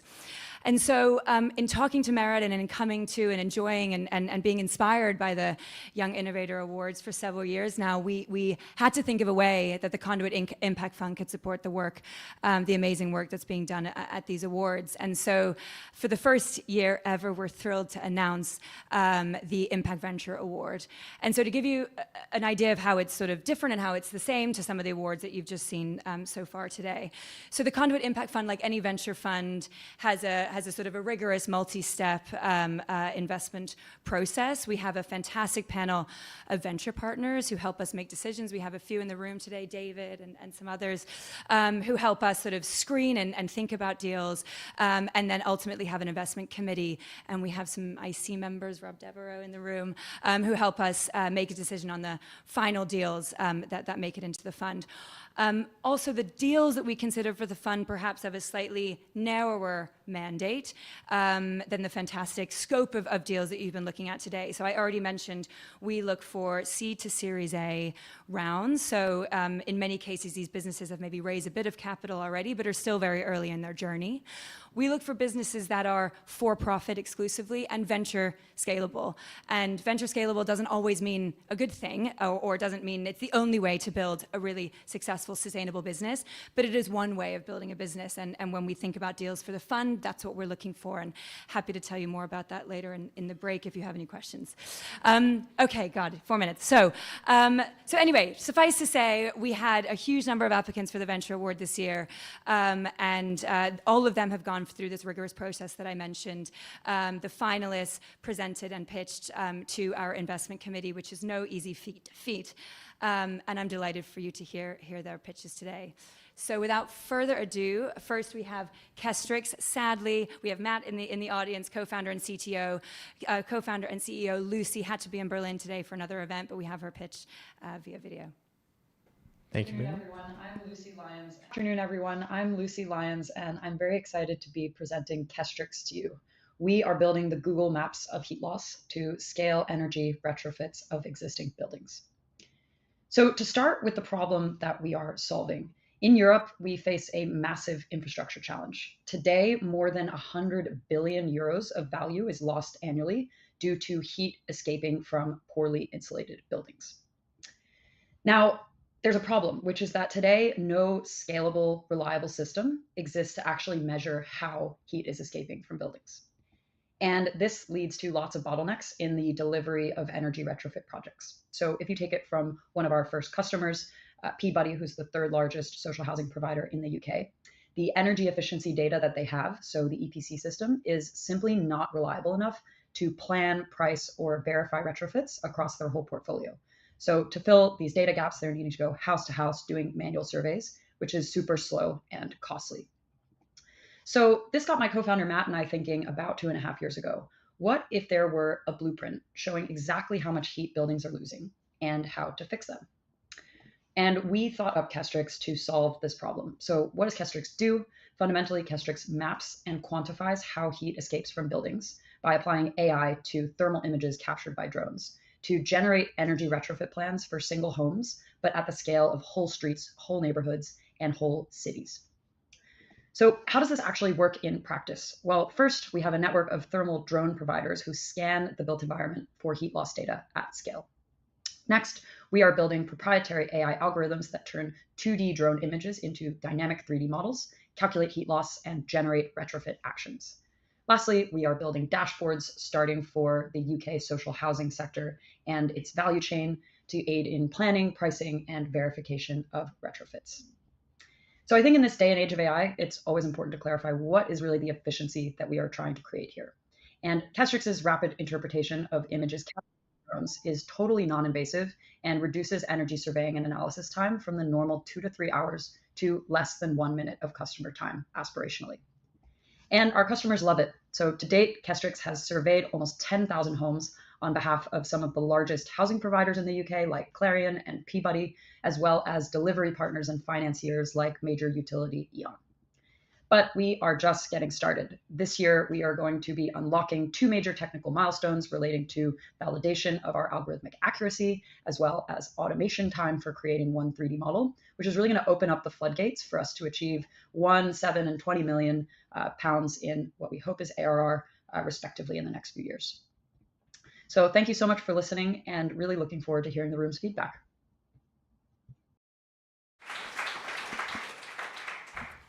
Thanks. James from Native Square. Can I get the next slide, actually? Thank you, perfect. Okay, I've got a loud voice, so hopefully that's not too loud. Okay, cool, perfect. Hi, guys. That looks kind of odd. That's all right. Hi, I'm James Hatchman. I'm the Chief Product Officer at Native. I'm actually stepping in for Rob, who is our founder, so you'll have to excuse me if my pitch is not as polished as his would be. But I'm here to tell you about how Native is helping individuals and companies protect our planet one square at a time. Next.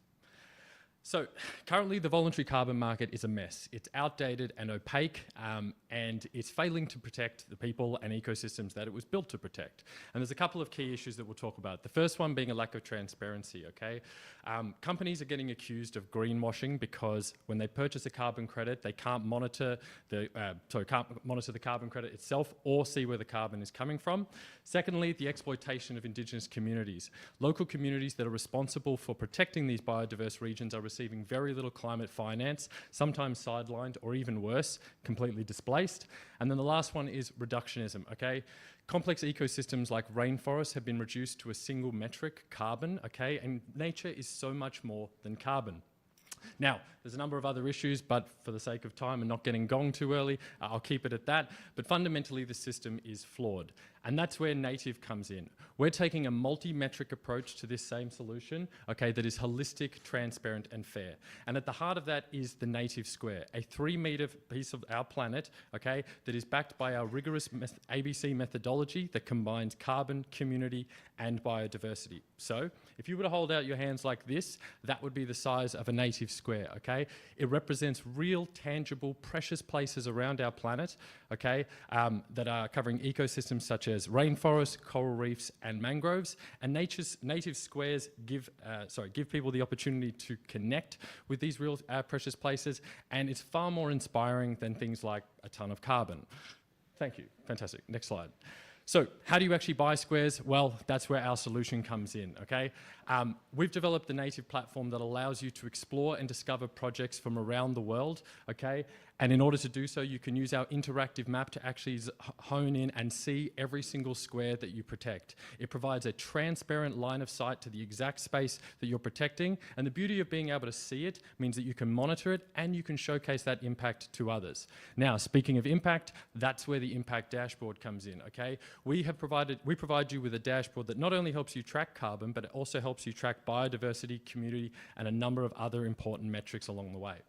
Finally, we have a shared revenue model. Our shared revenue model, that means in the case of our first project, communities benefit from up to 90% of the revenue that's actually generated from the purchasing of squares, okay? And I know the last presentation said this as well, but we're trying to build the Google Maps of nature projects, okay? A real-time, highly scalable solution and an ecosystem where thousands of projects can thrive and have a real path to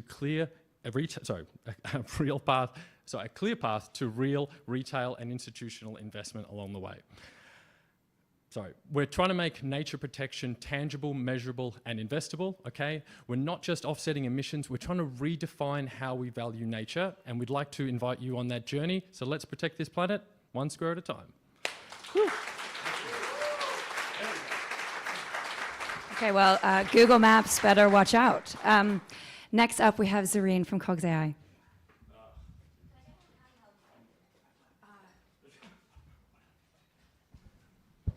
Thank you very much. So hi everyone, I'm Zareen. I'm the CEO and co-founder of Cogs AI, where we're reimagining mental health care for the neurodivergent community. Next slide, please. So a couple of numbers to get us situated. 15 to 20% of the global population are neurodivergent. That's 1.2 billion people who are autistic, ADHD, dyslexic, dyspraxic, and a few other things.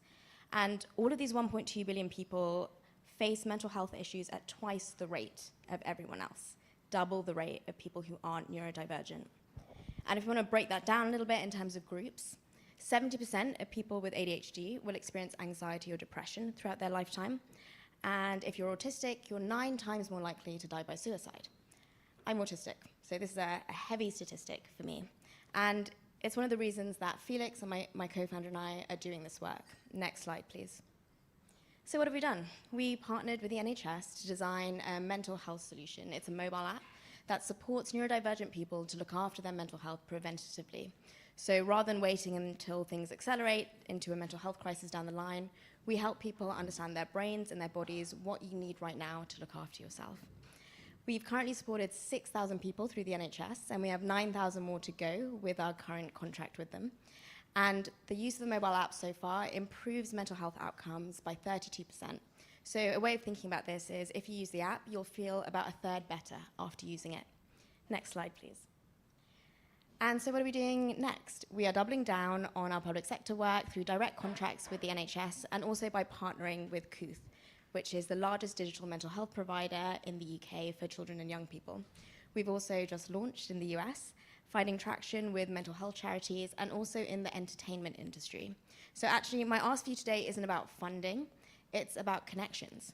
If you know people who work in entertainment, and by that I mean music, film and TV, gaming and sports, please come and talk to me later. And that's it from me. Thank you very much.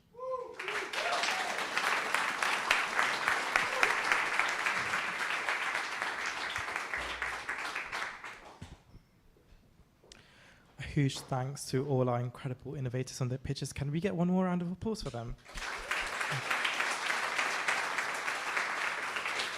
I hope you're all feeling as inspired as I am, and I also wanted to take this time to thank our mentors from the Conduit community who have committed to mentoring our winners today.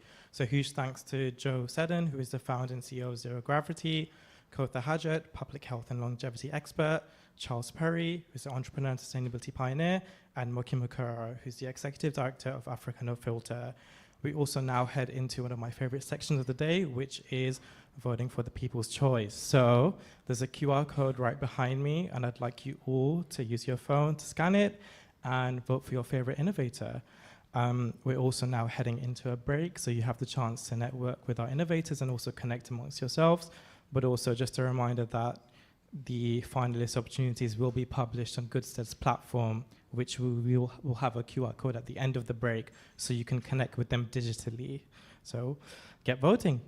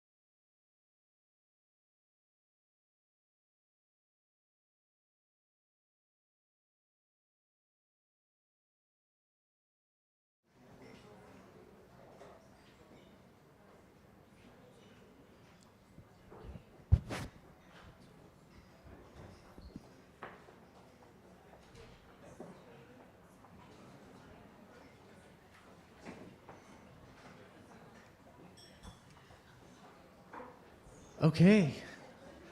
Lots of buzz, lots of conversations, lots of meaningful connections. That's exactly what we like at the Conduit. Great to see. Please make your way to your seats, and we'll get started for the next part of the program. While you're having your seats, I just want to build on what our co-founder Nick said earlier, that the power of community is something that we love to double down on. We have incredible members who are here. We have incredible friends of members that might be here as well. And it always takes a village to drive meaningful impact. And that's why the prizes of the Young Innovator Awards from the very beginning had three elements. It had cash, it had membership to the Conduit, which is also worth over £2,000. But then the third pillar is perhaps arguably even more valuable than either of the other two, which is mentorship and support from our community. And everyone here in the room can have something to offer. It could be an introduction to a housing association for one of the projects. It could be sharing your expertise in your area of work. So it could be things as simple as that can go a very long way in the journey of a young entrepreneur. So we're very pleased to be working with Goodstead, and I think Celine is in the room. You're here? That's her. Conduit founding member, to help us make meaningful connections, but in an automated way, to make life easier. And many of our finalists today, and also there's some from last year as well, that are on there, that are still using it, they have defined and outlined what is the in-kind support that they need. So I would love for all of you to please take your phones out, scan this QR code right now so that you have it in your phones, and then at any point today, take your time to go over the opportunities for providing your help and support and mentorship to our brilliant young innovator finalists. You can see the companies in each block, you can see the company's name, and then on top of it, you see that you click on it, you see the full description of the kind of help and support that they need. And then you can click on apply, and that's how you connect directly with them. And it would really help us to see how many meaningful connections we make. I was very happy to hear from Murphy, one of our members here. She said she found her co-founder at the club, and I was so happy to hear. So thanks for sharing that story. But there are plenty more that we do not know and do not hear from, and we would love to hear about. So that is the power of serendipity that we try to engineer as much as possible. So thank you very much for doing that. We'll also leave this up at the very, very end of the program so that you can have it again there, and it will be on the billboards in the staircases. It's going to be communicated to all members. Many of the Conduit's own communities are already on the platform as well. So on to the next part of the program. I have the great privilege of introducing our moderator for the next part of for the next session, who is coming back for a second year to help share his passion for driving young change makers to make a positive impact. It's the one, the only, Shafat Khan from Ashoka. Please give him a round of applause.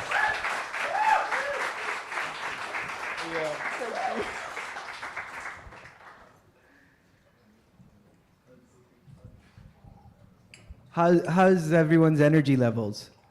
Good? Yeah, there you go. Whoever that was, thank you. Are we good? Can I go on? Okay. Whoa. All right. Let's just get going. Let me put this over here. Hi, everybody. Nice to see you.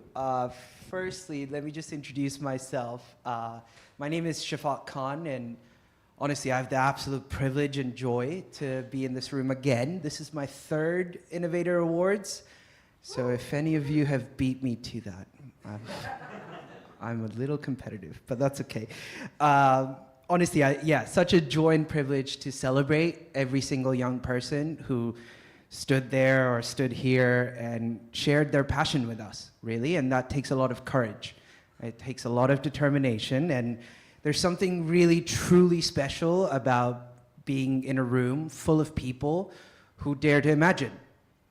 And, you know, we're not waiting for permission or waiting for the perfect conditions to bring about change, because we share, I think, and correct me if I'm wrong, but I think we share a collective energy of hope. The world is in a tough spot at the minute, and hope and change is thrown around quite a bit, but I'd just like to bring that energy and celebrate that, and thank you. Thank you for showing up. Thanks for doing everything you do, and let's just do a round of applause for every single person who's here.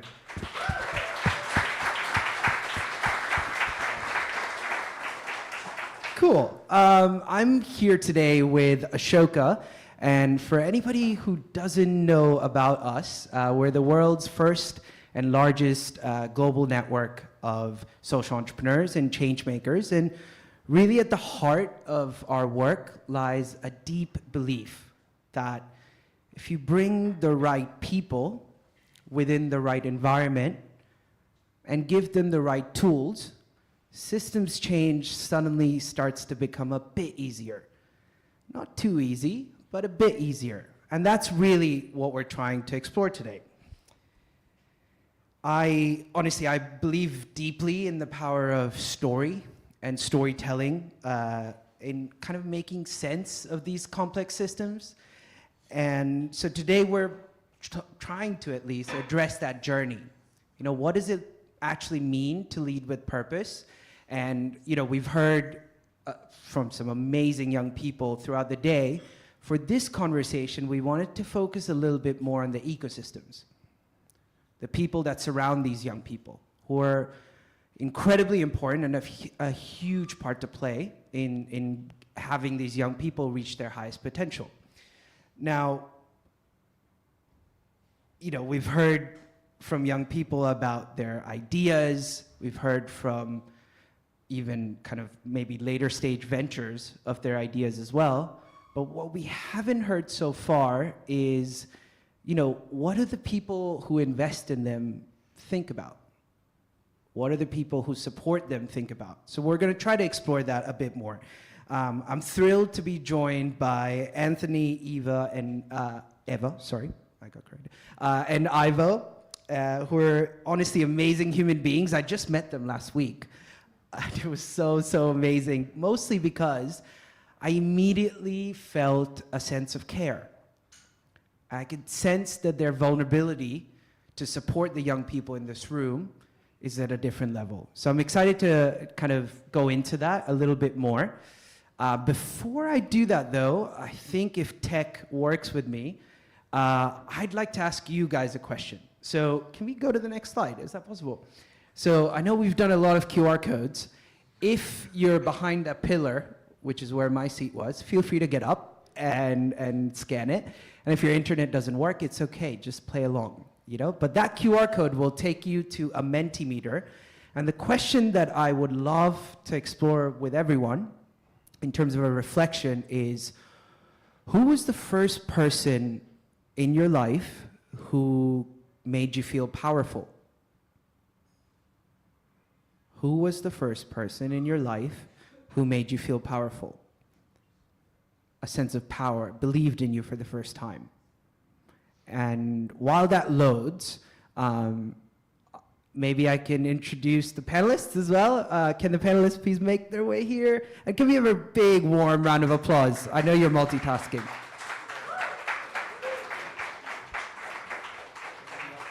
Thank you. I think there's one more microphone. This one? I can say that one. Okay. Hello. Cool. We can't get the results up, can we?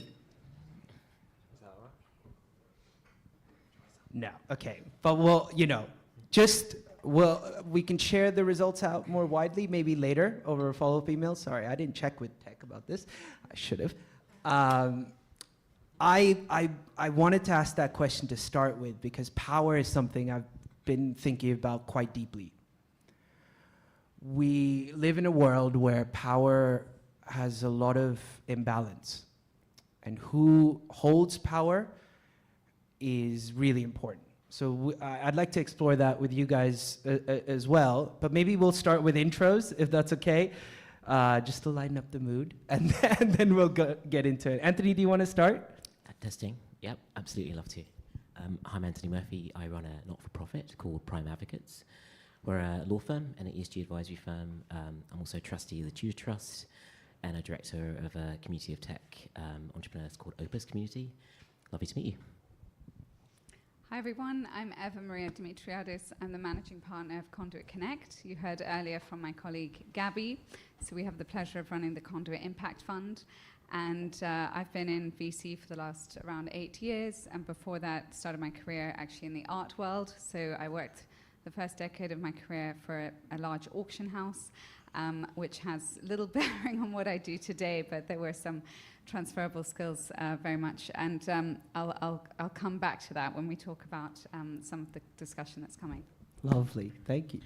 Hi everyone, I'm Ivo Devereux. I'm the co-founder and CEO of a brand called Sapling Spirits, which hopefully you guys will all get a chance to drink later on after this. We make climate positive vodka and gin. And I'm proud to say that as of last year, we have the UK's leading independent super premium vodka as part of our portfolio. As a business, we do about 27,090 cases a year, so that translates to about 250,000 bottles. And we turn over close to 4 million this year. And the reason I kind of bring that up is essentially I'm a kind of fellow young entrepreneur, and in many ways I feel like I probably should have been here pitching earlier rather than sat here on a panel. But as far as the Conduit's concerned, I'm no longer a young entrepreneur as I turned 30 early this year. So I'm now a kind of middle-aged entrepreneur. But yeah, really excited to be here. Thanks. Awesome. Thank you so much.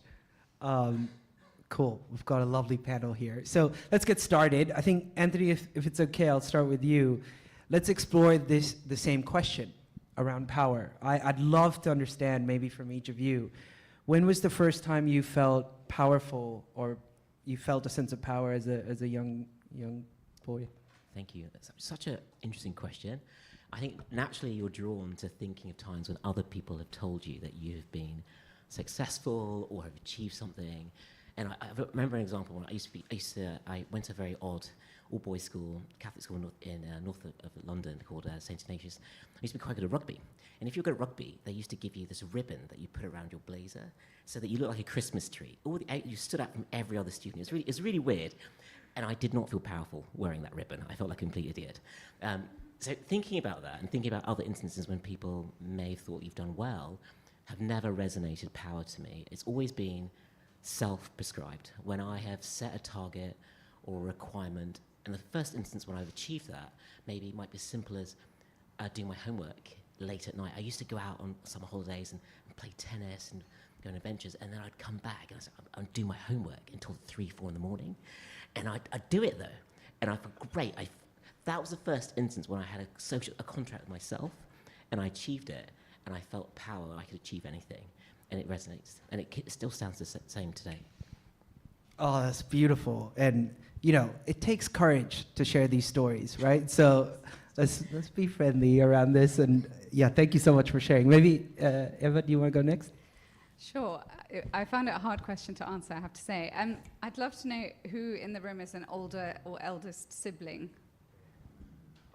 That's what I thought, about a third. So maybe you share this feeling. There is a strange kind of power that comes with being the eldest of 3. I'm the youngest, by the way. Particularly as I'm the only girl in a family with 2 younger brothers. And I suppose whether it's conscious or not, there are moments in your childhood where you're being looked up to, from toddler age, kind of imitated, and perhaps things come quicker to the second and third child. But later that can manifest in a couple of different ways, either the desire to be better than your older sibling, or perhaps to be completely different to.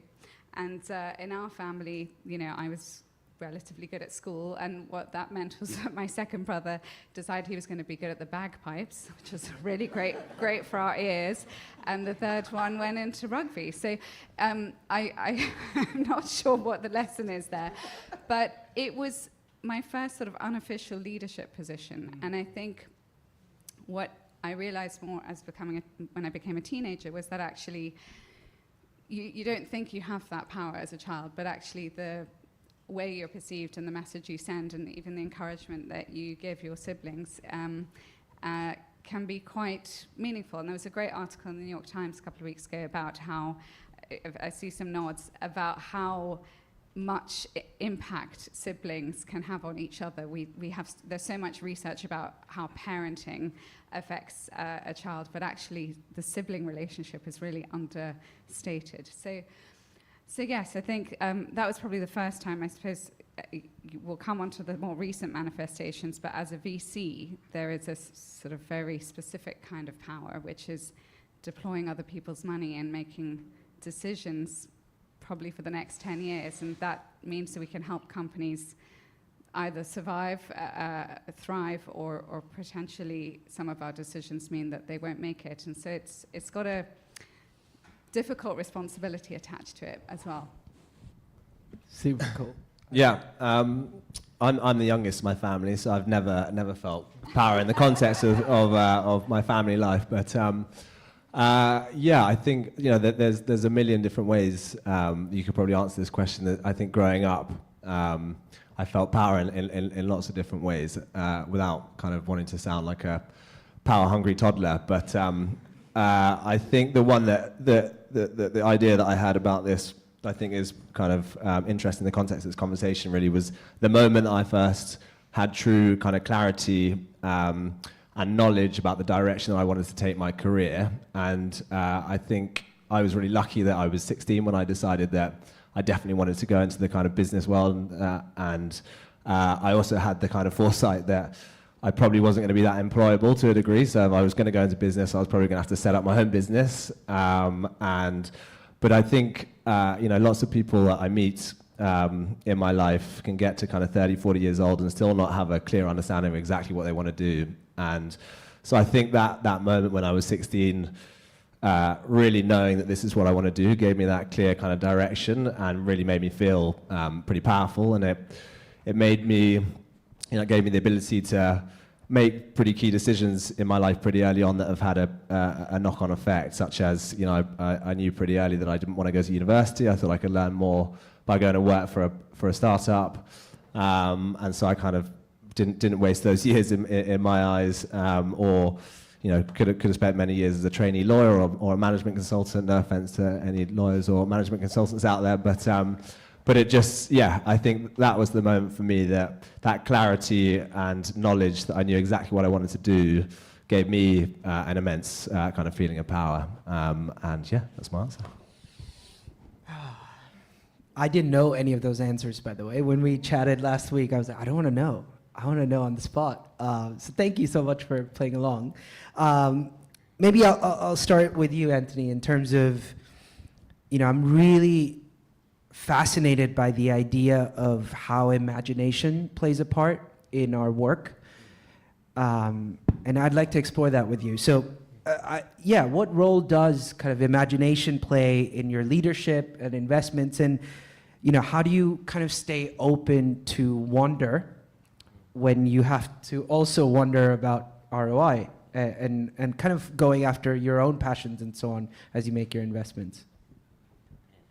I wish I could follow your answers, because you always have such great answers.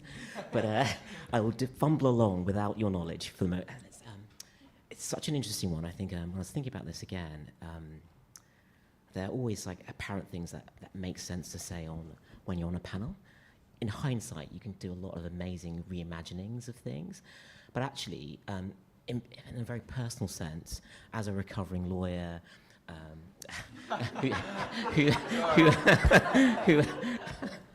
who's worked for a number of evil banks, by the way, Morgan Stanley, JP Morgan, Bear Stearns, and I've been running a social enterprise for 13 years. The answers aren't linear. For me, they're very personal and often quite abstract. In many senses, I liken investing and imagination and impact investing, similar to art purchasing, it's you start with your heart, then you look at the marketplace and you try not to lose money, and then you look for long-term value as it goes along. And that's a bit similar to how I approach it. And I can give you a couple of examples in terms of, first of all, every year I reassess, and I sit down every Christmas and I say, do I still want to keep doing this work? Am I growing as an individual? Is it impactful? Is it sustainable economically? And those things are very similar. Those themes keep recurring. And I'll give you two examples of my biggest investments, as it were, through Prime and through our work. And they've all been led by heart initially, being a recovering lawyer and a banker type person. First investment, biggest one, is I backed my mother with her life project. So she decided to build a massive vocational school in Ghana, in West Africa. And to be honest, it's been a money pit. For 8 years, it was sucking cash from me. I didn't have that much to begin with, because I stopped being a banker for like 10 years. 8 years of cash going nowhere. She bought this land 40 years ago. The area's been redeveloped. We took it onto Prime as a strategic consulting piece. We did some market analysis. We had global partners like Pearson Group, and we did all the cool stuff you're meant to do, right? We were speaking to GIZ, and it was great, right? But it was a money pit. Cash was going only one way for a long time. And actually, our idea got stolen. So we helped propagate this concept of garment fabrication, centralization, and ecosystem, and it got stolen by one of our partners. It was funded by GIZ. And we pivoted, and then we partnered with an accelerator, InnoHub, and that didn't really succeed. And then now it's actually the business park is being leased by a solar company. But the upside of this, which seems like a horrific disaster of an investment, because it is a money pit. I did mention that, didn't I? But the upside is I've had 10 years of collaborating with my mother on a deal. So not only does she talk to me about grandkids, we talk about our deal. It was awesome. So that's 50% less chat about grandkids that I haven't got, which is fantastic. That's worth a huge amount. Secondly, we as a firm built an ecosystem in West Africa. We speak with governments, with local entities. We have clean tech clients. And it's a way of giving back, and it resonates with me personally. Thirdly, there's a third thing I think it mentioned. Thirdly, it's actually a massive asset. We've got this property that I would never consider building because it's suicide financially. The ROI doesn't make any sense. The SRI doesn't make any sense either. So it's something else. So it isn't ROI, it isn't SRI, it's some other blended amalgamation. Now it's a generating asset, and it's in perpetuity, and we have all sorts of flexible activities. Awesome. The second example, I'll be very quick, is actually the nature of our firm and our work. So our mission is to grow the marketplace, and we look for dislocations, we look for gaps in the marketplace. Pro bono doesn't work. How do we fix it? They have all these resources. Let us intermediate. Let us provide our social finance acumen and get 10 global law firms to be more efficient and give their resources that they're not using, because they can't, because they only have one head of pro bono, so they can't apply and they can't find the best projects. Assurance, ESG is greenwashing. How can we as a law firm undertake assurance and break the dichotomy of accountancy firms? So we create an insurance product. Our largest client is Federated Hermes. They're like 2.1 trillion under asset management. So tacitly, we've had some influence in maybe improving the marketplace, maybe not. How can we help social entrepreneurs in the ecosystem be more consistent in their approach for impact? We can do learnings, we do teachings, we can do direct things. So these are all micro innovations and things that are of passion. So 3 things: heart, additionality, is it needed in the marketplace, and can you keep doing it for a bit to have maximum impact? Those 3 things that keep recurring. I love that so much, especially your collaboration with your mom. As a quick anecdote, I used to be a founder, and we sold women's trousers we made in North India to essentially fund more stitching facilities in Uttar Pradesh. And I used to be in college and sell these trousers everywhere. I brought my mom every single place, and she was the best salesman that I could ever have. So I'm a big believer in it. I was talking to my mom a couple hours ago anyway. So thank you so much for that. That's awesome. Maybe I'll move on to you, Ivo. In a lot of ways, I love what you said, that you should be here pitching, right? And in a lot of ways, the room here, there's a lot of innovators. And often I find that we don't ask the question, we're always thinking about the future, but it's also important to analyze the past and what wasn't there. So I'm curious, when you were kind of starting out as a 16-year-old or even further, what do you wish existed in kind of the youth ecosystem of support? And yeah, how did you leverage that? What do you think should have been different and so on? Sure, thanks for that. I firstly, just to caveat the point about management consulting and lawyer, that was in the context of my life. I don't think it was a waste of time for anyone else, but yeah, look, I think, as you know, Shafat, when we had a brief kind of conversation about the direction this panel might go, I was hesitant to answer this question, and the reason for that will become apparent in a second. But I think if I kind of interpret what your question really is to me, and the way I digested it, is the system, the ecosystem and the wider kind of societal system that we live within set up for both entrepreneurialism and business. And my kind of short answer to that is, I think that fundamentally, actually, yes, it's pretty well set up for both of those things. But there's a caveat to that, and the reason that I was hesitant to go down this line is, in the context of my life, it's pretty well set up, right? I was fortunate enough to come up from a background where I knew if I set up a business and it failed, I was going to have a roof over my head that night. And it kind of really got me thinking about, what are the fundamental things that are needed to set up a business? And those two things, to me, I thought were freedom is one, and two is access to capital. And I think if you just unpack both of those, kind of freedom comes in many different forms. It could be living with a family that are open and kind of supportive about your entrepreneurial ideas and aren't going to kind of kick you out for going down that line. It could be kind of the intellectual freedom to have the confidence to set up a business. It could be the economic freedom to do it without being worried about it failing necessarily. And the second is access to capital, right? And I think we're all aware here as entrepreneurs that it's pretty hard to set up a business unless you've got the finances to do it. So my kind of, as I say, my answer to the question, I think if you have both of those things, if you have the ability to raise finance and you have essentially kind of freedom in your life to set up a business, then actually the ecosystem, the societal system that we live within is pretty well set up for young business owners and entrepreneurs. But as the kind of adverse to that, if you don't have those two things, and the reality is there's only a very kind of small section of society that does have those two things, if you don't have them, then it's pretty hard. So yeah, I don't know whether we've got the time to kind of unpack leveling out the playing field within the system that we live within, but yeah, that's kind of what I thought. That's beautiful, and thanks for being vulnerable. I tried to push you a little bit last week.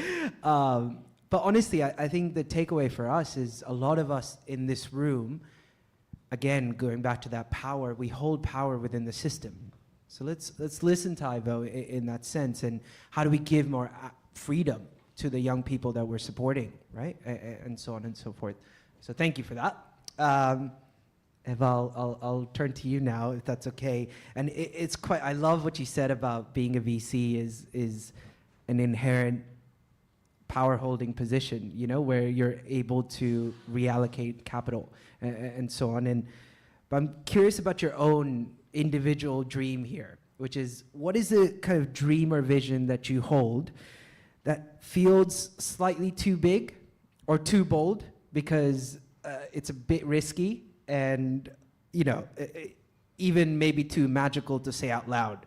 Like, one of those things that you're like, oh, I can't say this is too much. Yeah, I'm just curious, and do you believe in it anyway, when you're thinking about it? Yes.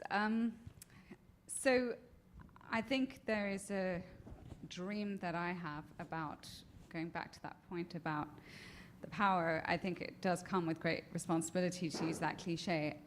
A dream that I have is that we will achieve, whether it's under this roof or a version of it, a certain AUM, this is what we talk about in VC, assets under management, a certain dollar-pound value, that means that we can really harness that power to greater scale. Like, we'd like to be able to say yes to more founders. We'd like to be able to put more money into those founders' hands, and to be able to follow on with those founders. So that's a dream. I won't say a number, but it's got lots of zeros on it. And I think the more particular vision and dream I hold is around the way that is distributed. So in the world of allocating capital to founders, there is a big inequity. And I think there are two parts that I hope are going to change in my career, certainly. One is the way that a capital is allocated to women. So, you know, many of you in this room will know this data point, but about 2% of venture capital goes to female founders. And we try really hard at the Conduit Impact Fund to be way above the benchmarks, and we are. 42% of our portfolio have a female founder. And we're really proud of that. And it's not because we think it's a nice thing to do, or because I'm a woman, or because Gabby's a woman. It's because there are incredible businesses being, I mean, I think, if I didn't count, but I think most of the founders we heard from today are women. So we know the talent's there. The talent is with men as well. I'm not suggesting we shift, swing the dial too much in the other direction, but we just need to widen the aperture and open our eyes and be more inclusive, which the Conduit is amazing at doing. So I hope that within my career, we're not even having this conversation in a few years' time, because it is just a given, right? We're 50% of the population. But the second part is around this word impact. And I think, unfortunately, you know, it's on the name of our fund, but it is kind of going out of fashion. And I would love for us to be in a world where our financial systems and the way we build businesses, any business in this room has already done this inherently. The data shows that any business that's designed today is most likely to be conscious about its impact and its sustainability. I just kind of want that to fall away, because I want it to be inherent. Like, I think we know about the demands and pressures on our planet. We know about the demands and pressures on society and the massive inequity, whether we look at a country level or a global level. And I just hope that we can get to a place where, I mean, Trump aside, let's not even go there, we're just not having this conversation about whether it's a sensible thing to do or not, to think about the externalities of the way we build and run businesses.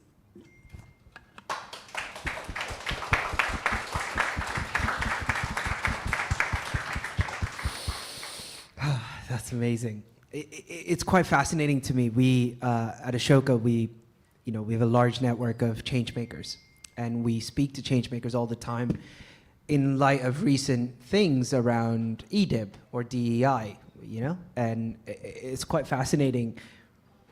A lot of our fellows keep saying that, well, it is a good time for us to rethink what this means. In a sense, we should be in a time where that shouldn't be our main focus, because it's already happening. You know, and that's quite hard to internalize sometimes, especially I fall into a lot of those categories of, you know, whatever categories there are, right? And I find that quite fascinating, that question of, okay, if we succeed, our work probably wouldn't exist. And that is one of the most selfless things to do. And yeah, so I really appreciate that. Thank you, Eva, for sharing. We're close to time, I think, so I'm going to go into maybe a more open-ended question, which is this idea of a North Star. Have people heard of the term North Star? Can you raise your hand if you have? And can you raise your hand if you have a North Star? Okay, cool. Some, but a little bit less. And I'm fascinated by that idea, right? So I would like to explore that with you, and maybe for you guys, and maybe we can start with you, Ivo, for this, around what's one belief, truth, or feeling that's guided you like a North Star? You know, and something that I think there's a lot of young innovators in the room that they can relate to, connect with, and so on. Yeah, for sure.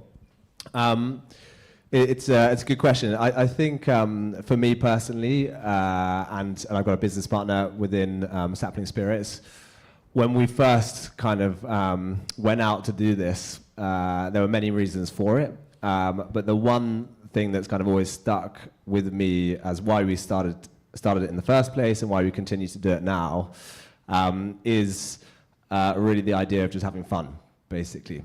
And I think, again, I go back to the thing we're kind of fortunate enough to go into a world where we were initially setting up a business really because we thought it was really exciting, the idea of setting up a challenger brand, going into a market which was filled with kind of big, massive conglomerate companies and taking them on was just a really fun, exciting concept and idea.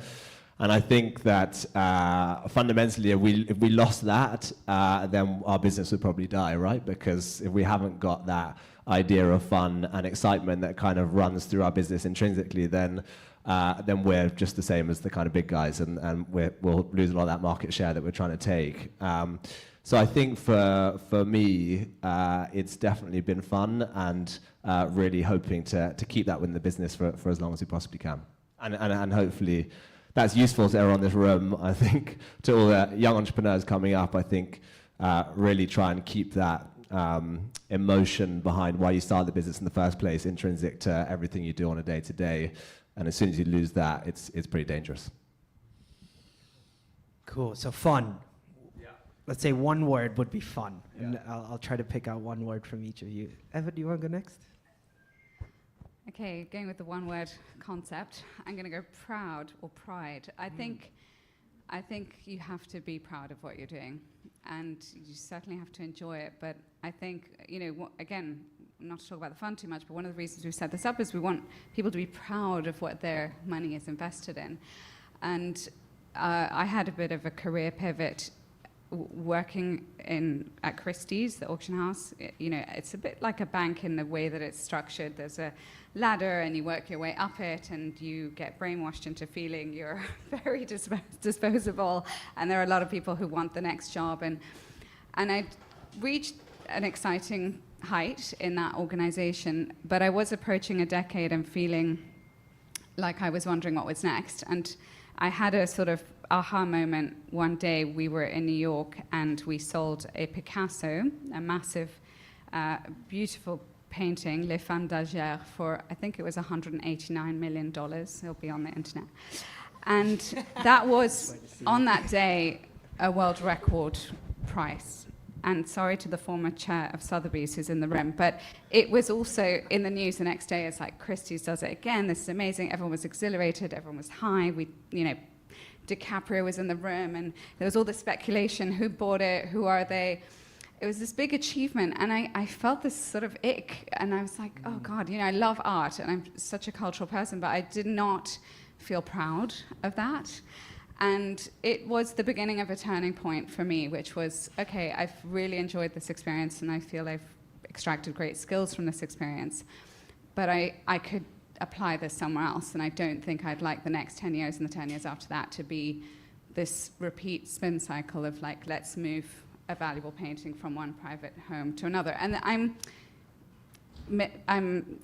being a little bit unfair here, because that's not all the auction world or the art world does, and I have a huge amount of respect for it.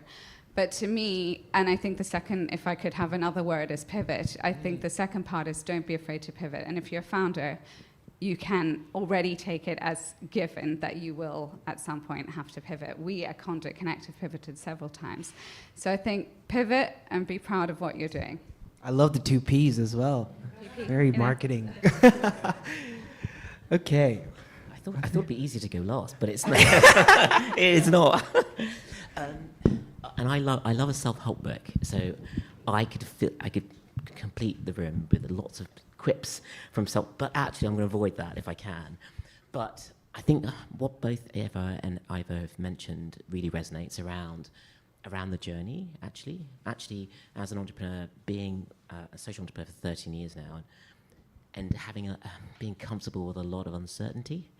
People don't like to talk about it, and we always focus on from a financial outcome viewpoint, but actually we're in a hybrid ecosystem. So this is not about our massive exit, and we're not going to this is a hybrid lifestyle. So actually you need to recognize that you're choosing to pursue a journey, actually, rather than seeking an outcome, which might be more typical in a financial investment model, as in I'm going to try and maximize the value, exit within 5 years, do something else, and then find meaning in life. Actually, we're in the ecosystem now. We've pivoted. We've decided we want this journey because that's part of our life journey. So actually, it'll be difficult, but enjoy the fact that you've chosen to do this. Actually, and that's why I remind myself every year: do I want to do this? And if the answer is yes, keep doing it. If it's not, change it. Like it's crazy, but we actually have that power, and it may be difficult, and the answers are not simple, but you can at least try. So I would just reiterate what Ivo and Eva said around keep the fun, pivot, be agile, move around, and just recognize that it's your choice. And actually, that's the ultimate luxury, to choose what you work with. So, yeah.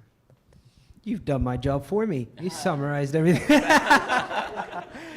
No, just to summarize, of what I'm hearing is a deep sense of passion and fun. It feels like don't be stuck to what you think you want to do.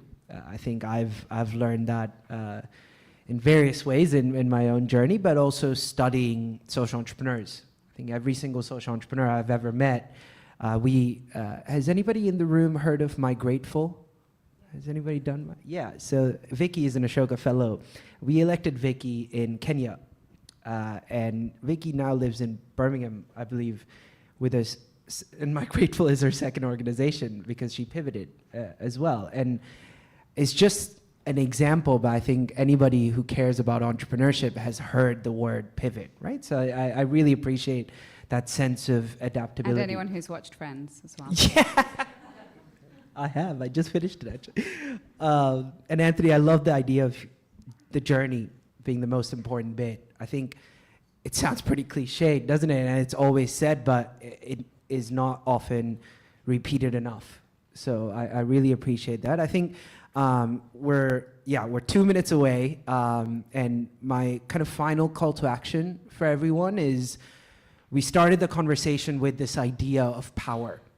And there's a very intentional reason for that, is because we're in the room where not everybody potentially might win today. But that's okay, you know? I'm not gonna say everyone's a winner, but everyone should feel powerful. And that's a promise that is pretty easy for us to make, to be honest. So any young person in your own lives, be that your family members, be that someone you're supporting, I just encourage you to walk away from this conversation thinking, how can I share my power? And that's really the final message. Anything you guys would like to say? No, thanks a lot, Shafat. Cool. Okay, thanks guys. Appreciate it.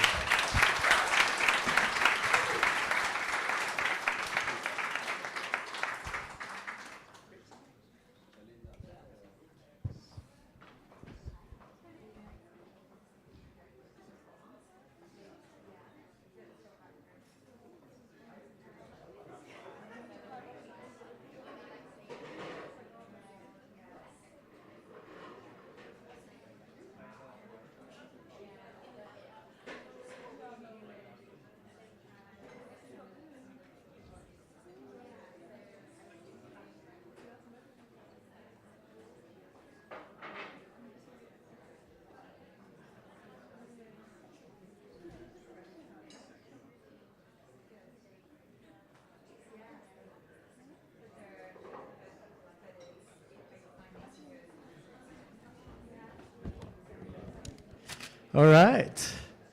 Thank you very much, Shafat and our panelists. Now the time has come to learn who are our winners. So we're going to, in the true spirit of our Conduit community, I'm going to ask someone for each category to join me on stage to announce the winners. Are we ready? Can I get a drum roll? All right. So for the first category, I'd like to invite Charles Perry, who's a founding Conduit member and a climate expert. And he's kindly offered to mentor our climate winner. So, without further ado. I'll hold the mic. Okay. Wasn't that last session amazing? Really, really inspiring. All right. So, The winner is from Carbon Track, Yasmin Abdu. Congratulations.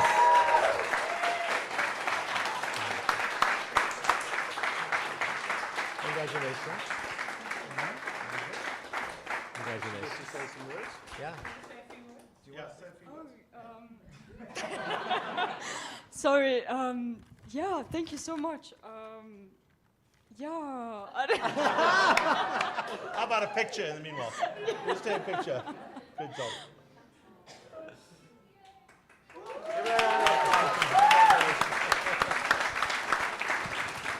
Thank you, Charles. For this next category, social justice and inclusion, I'd like to invite our very own Perez Kakbala, Global Head of Live and Events at the Conduit.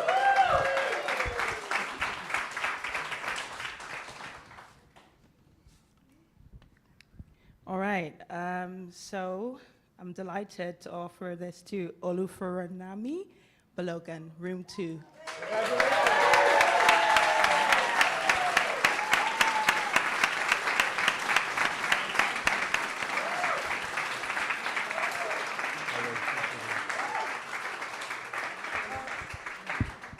Oh, my days, wow. I don't know what to say. Thank you to everyone. Thank you to my sister and my mum for always supporting me. Thank you to my friend who's here today, Rudka. Thank you to you, Jay, as well. Thank you to the Giving Lab and to the Sisterhood as well. And thank you to the Conduit. Thank you.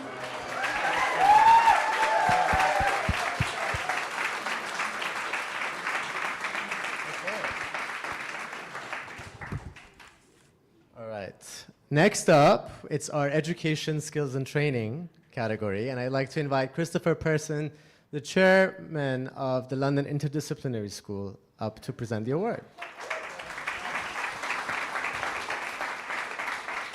So, Chris, before the award, can you tell us a little bit about what LIS is and what are any exciting things coming up?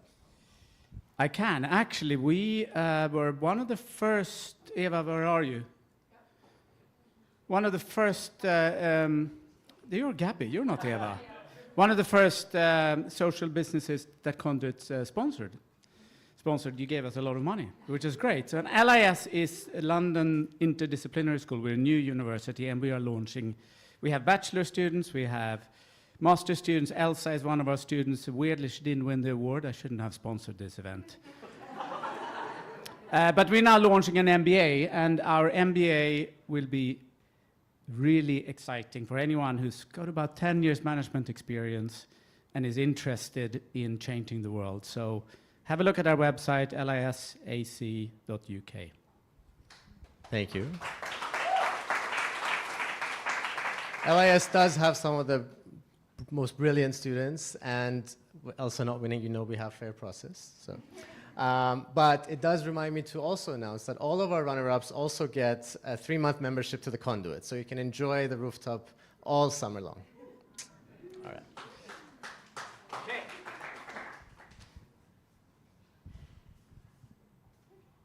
And the winner is Tosin Toba. Where are you?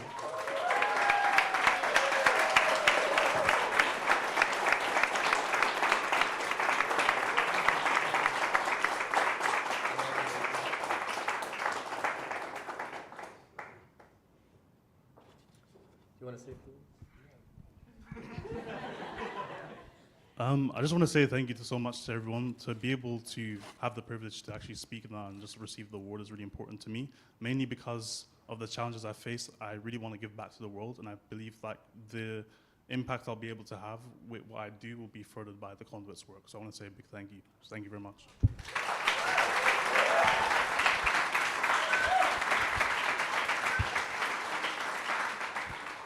Okay, and last but not least of our Young Innovator Award categories. For announcing the winner of the Health and Wellbeing category, I'd like to invite Kauthar Hajat, who's a public health expert and also our official mentor for the health category's winner. Please. I just wanted to say that the caliber of all the submissions was absolutely mind-blowing, and congratulations to all the finalists who are here today.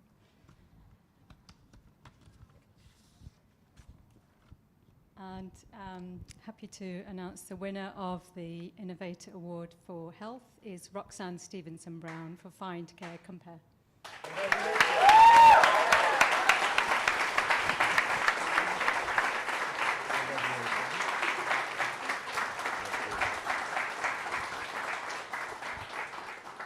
Thank you so much, everyone, for believing in me and Find Care Compare. Healthcare accessibility is a real issue, so this is really giving us the platform we need. So, yeah, thank you as well to my friends and family that I know are watching on YouTube. So, yeah, thank you so much.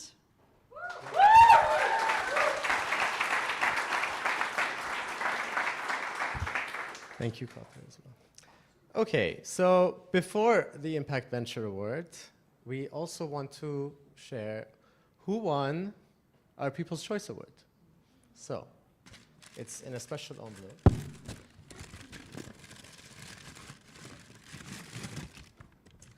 And I'd like to ask Giselle to do the honors, since he's so passionate about this part of the program, as he said. Olufemi Balogun for room 2. Congratulations.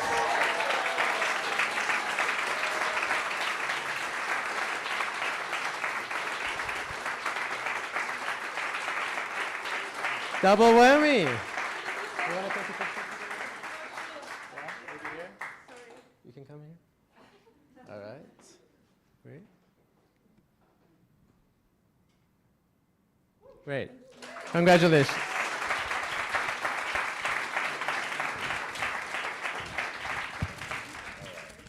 And now I'd like to invite Gabby from Conduit Connect to announce the winner of the Impact Venture Award, the very first ever Conduit Connect Impact Venture Award. And I sort of missed the most important part on my spiel earlier, which is, for those of you who don't know, the Conduit Impact Venture Award, the winner is eligible. The intention is that the Conduit Fund will invest up to £200,000 into this business pending final diligence. And we're looking forward to collaborating with the Conduit Innovator Awards for many years to come. So, without further ado, the winner of the first Conduit Impact Venture Award is Lucy Lyons and Matt Goodridge from Kestrix. And I think, sadly, as I mentioned, Lucy is in Berlin, so I think we've got a video from Lucy, and then, yeah.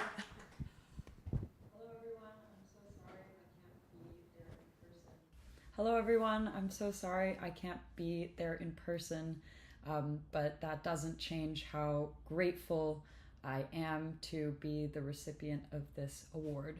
I think lots of thank yous are in order. First to the Conduit Connect, and the EIS Impact Fund for this incredible recognition.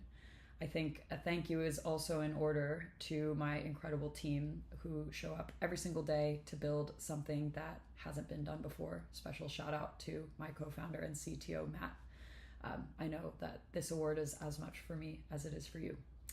I'll just say that when you're working on building something very ambitious and very complex, something that doesn't necessarily have a predefined commercial path, but something that could move the needle on one of the world's and especially the UK's biggest problems, belief and backing at these early stages really make all the difference. So this to us is more than a cash investment. It is a vote of confidence. And a signal that we're not alone and that others see the same extraordinary potential that we do in what we're building. So thank you all for helping make this vision a reality, and we are very excited to be a part of the Conduit community. Thank you. Yeah, well, thank you very much, and I just want to echo Lucy's thanks to everybody in this room as well for your tremendous support and community around helping all of the innovators shown today and into the future to build great things that solve some of the world's biggest challenges. So thank you.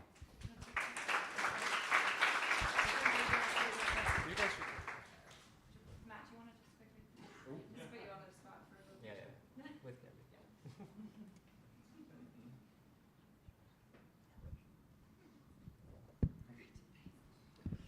Wonderful. Well, congratulations to all our winners. What an emotional, joyful moment.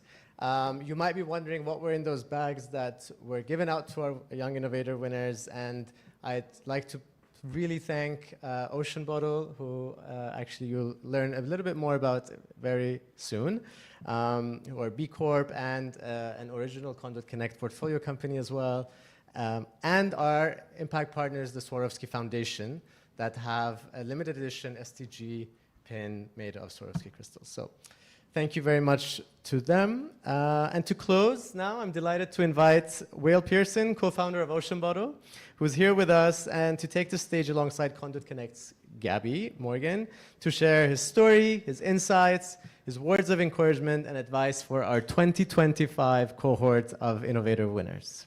Please join us.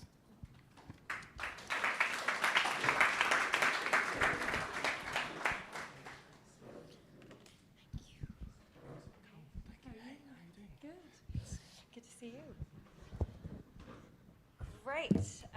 Well, thank you to all of you who stuck around to the end. Exciting times, and I just wanted to reiterate something that Mara mentioned earlier. That even though not all of the innovators today have received an award, as you heard from the stage, they all have something that they need, whether that's capital, whether that's non-capital support, introductions, partnerships, and the Conduit is the best place for them to receive that. So please go and find them in the break. If you're an investor, go hunt them down. These are the innovators of tomorrow. So please focus on the full innovator set today in your networking. So anyway, it is my supreme pleasure to be able to host the commencement speech for today's Young Innovator Award. And I'm joined by Will Pearson, the co-founder and CEO, or is it Chief? Now just co-founder. Just co-founder. Of Ocean Bottle.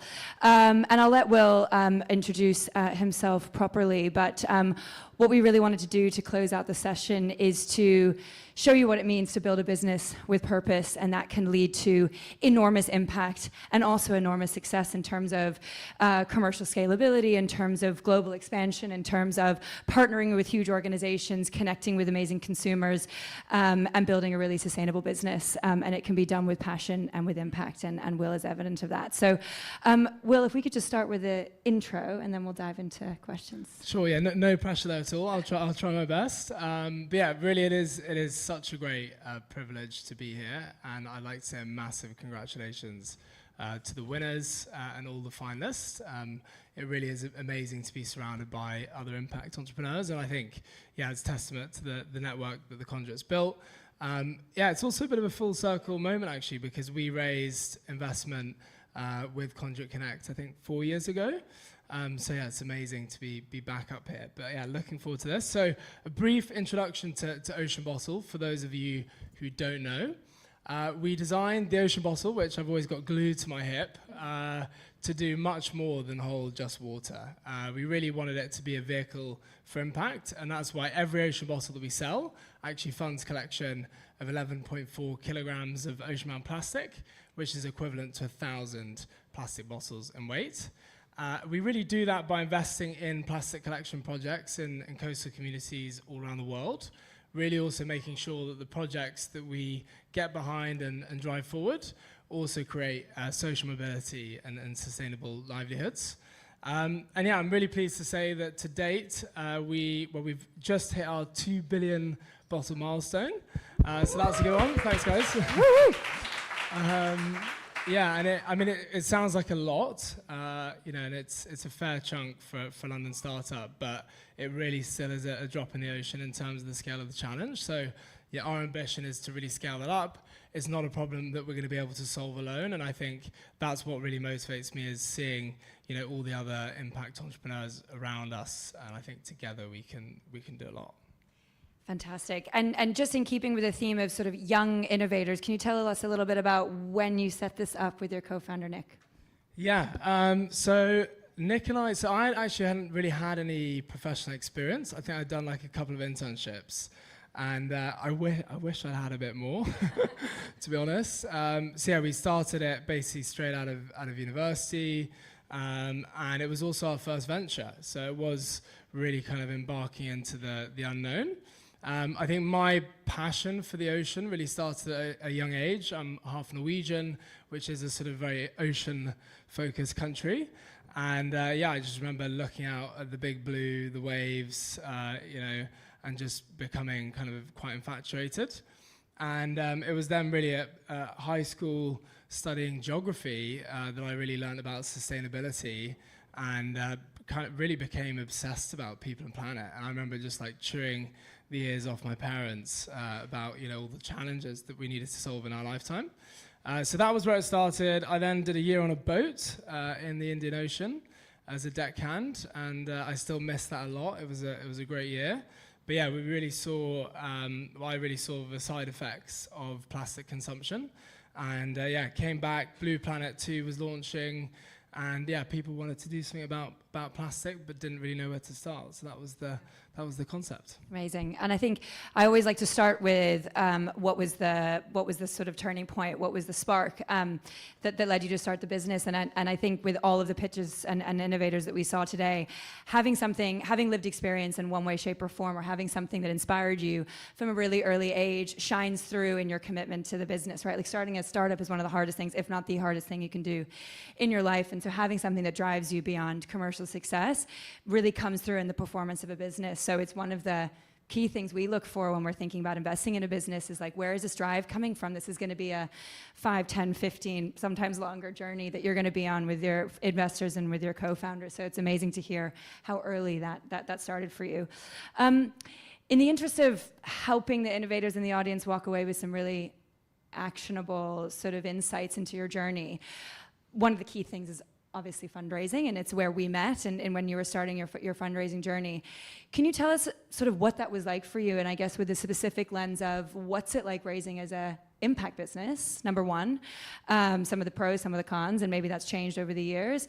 And I guess number two, have you ever regretted taking capital? You know, at the beginning it might be easy to just say, God, and someone wants to give me some money, I better take it. Do you have any lessons learned on that? Yeah, I mean, fundraising is a nightmare, right?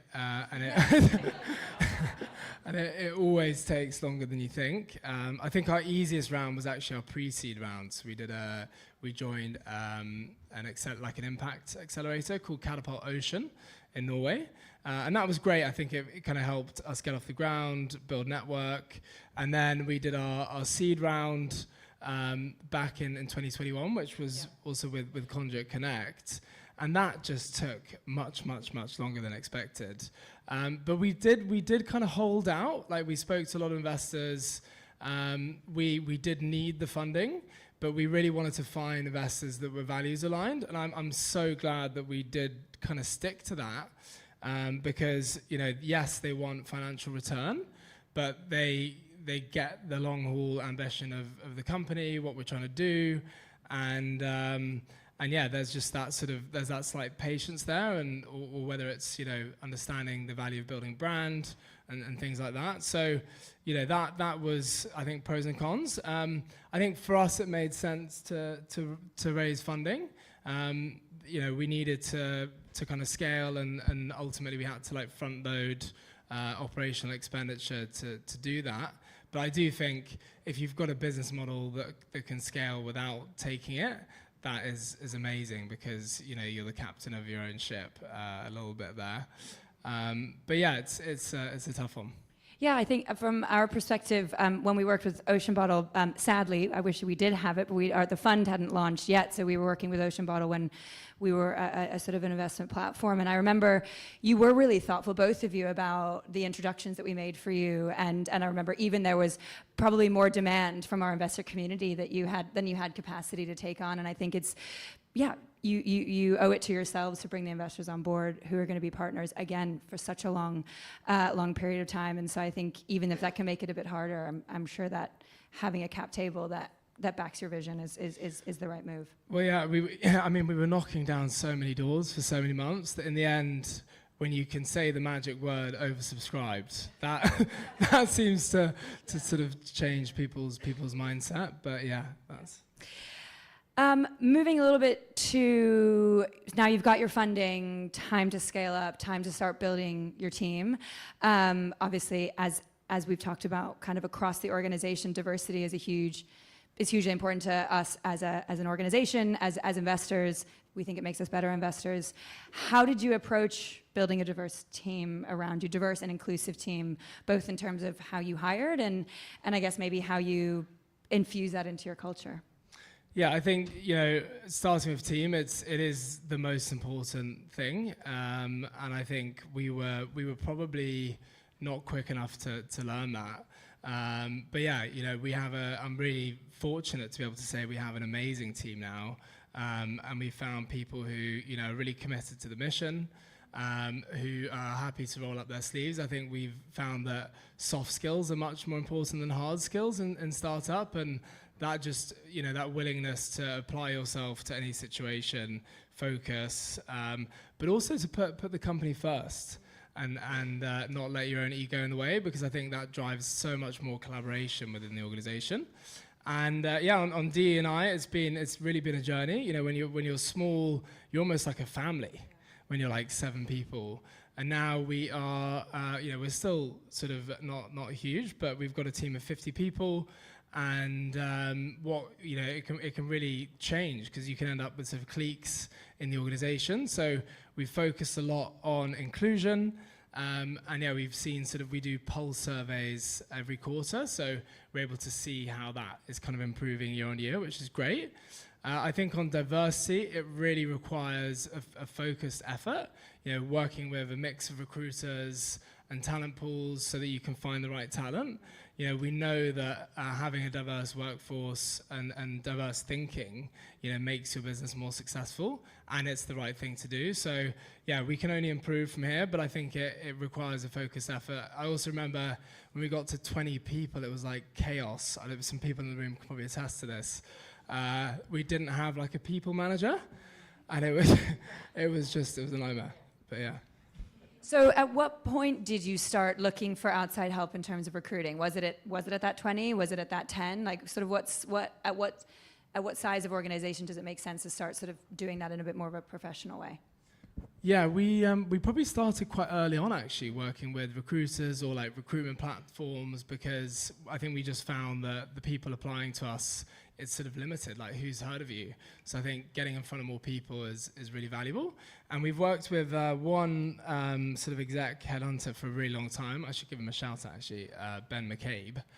And they've started the world's first B Corp recruitment agency, and they've really hired some amazing people for us. Great. Well, if anybody wants to get in touch with Ben, we'll know.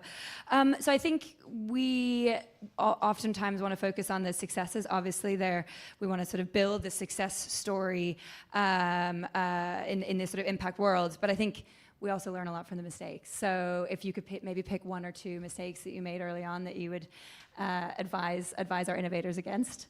Honestly, we've made so many mistakes. Like it's almost impossible to pick, and I think we continue to make mistakes.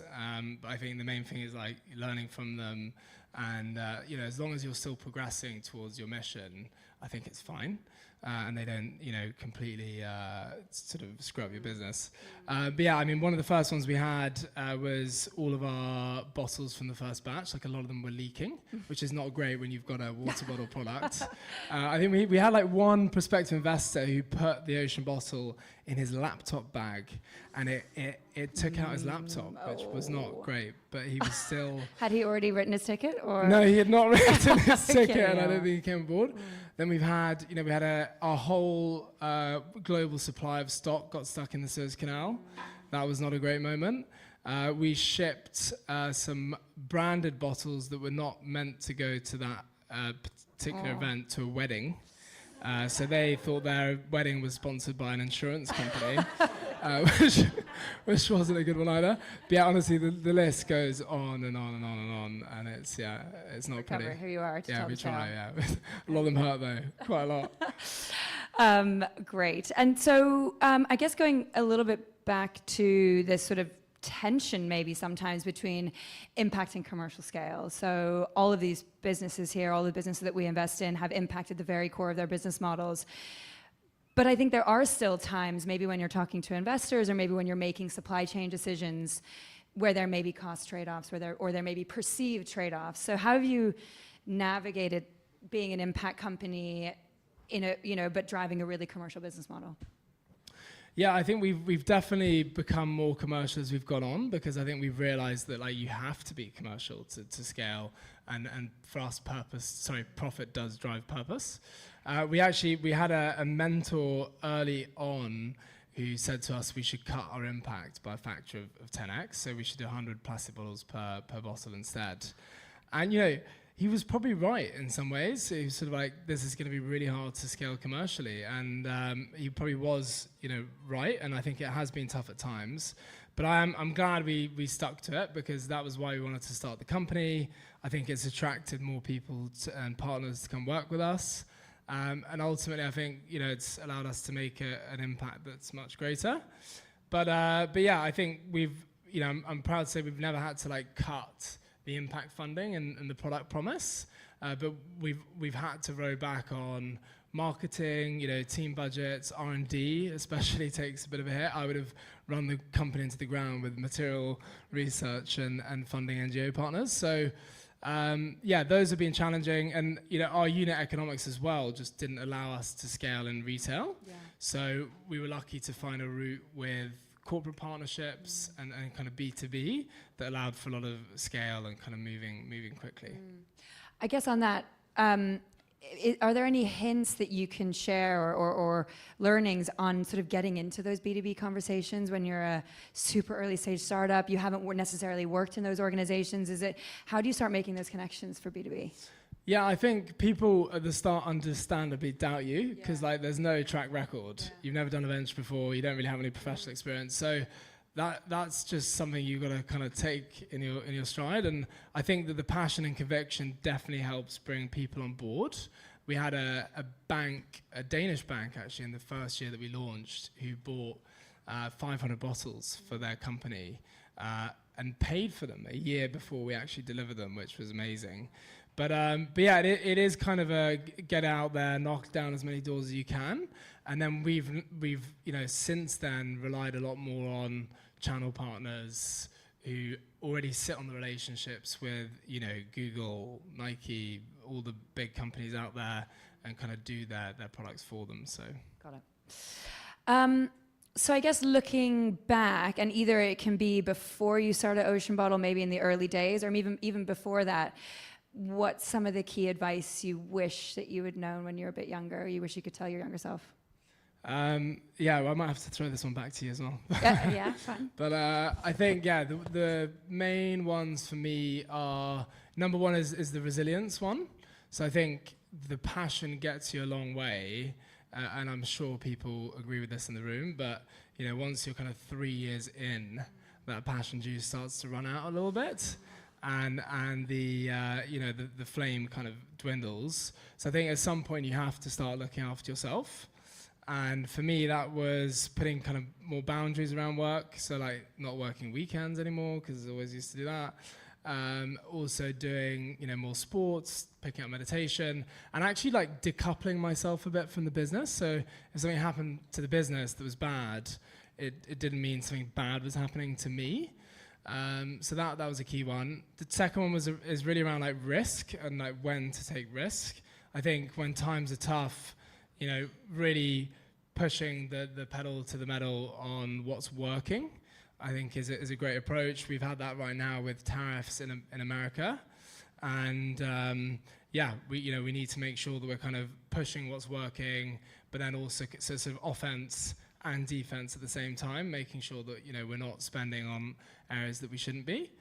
And then I think that those are probably the two main things. But the last one would maybe be focus, and how that shifts. At the start, you're doing everything, and then you have to start to kind of focus, because you don't have all the time and money in the world. Well, did you want me to? Yeah, definitely. So. I think some of the panelists on the session before touched on some of this. I think, it seems to me like a lot of the founders on stage today have this already in spades. But I was going to say have conviction, or at least pretend like you have conviction quite early on in your career. I think we are all insecure, and I think we're all trying to do like really big, really exciting things very early on in our careers. And I think that maybe especially as women, but I think as young innovators in general, it's quite easy to let perfection get in the way of progress. And I think 9 times out of 10 you know more and are more qualified than you think. And so a lot of times it's just pausing, reflecting on the experiences that you have gained, the position that you've got yourself to already, and backing yourself. And I think that took me quite a long time to feel that way. And as I said, like sometimes you have to coach yourself into it. It's not like you wake up one day with conviction and confidence. So sometimes you just need to say, I'm going to lead with that. I'm going to lead with that today. And eventually you will start believing it, I think. So I think now, I don't know how much time we have. Q&A. Q&A. Yes. Yes. Why not? How am I doing on time? Yeah? Great. Do I have any questions? I've got more questions, but let's go to the audience. Someone said Q&A, so you must have a question. No? Okay. I'll keep going, and then... Yeah.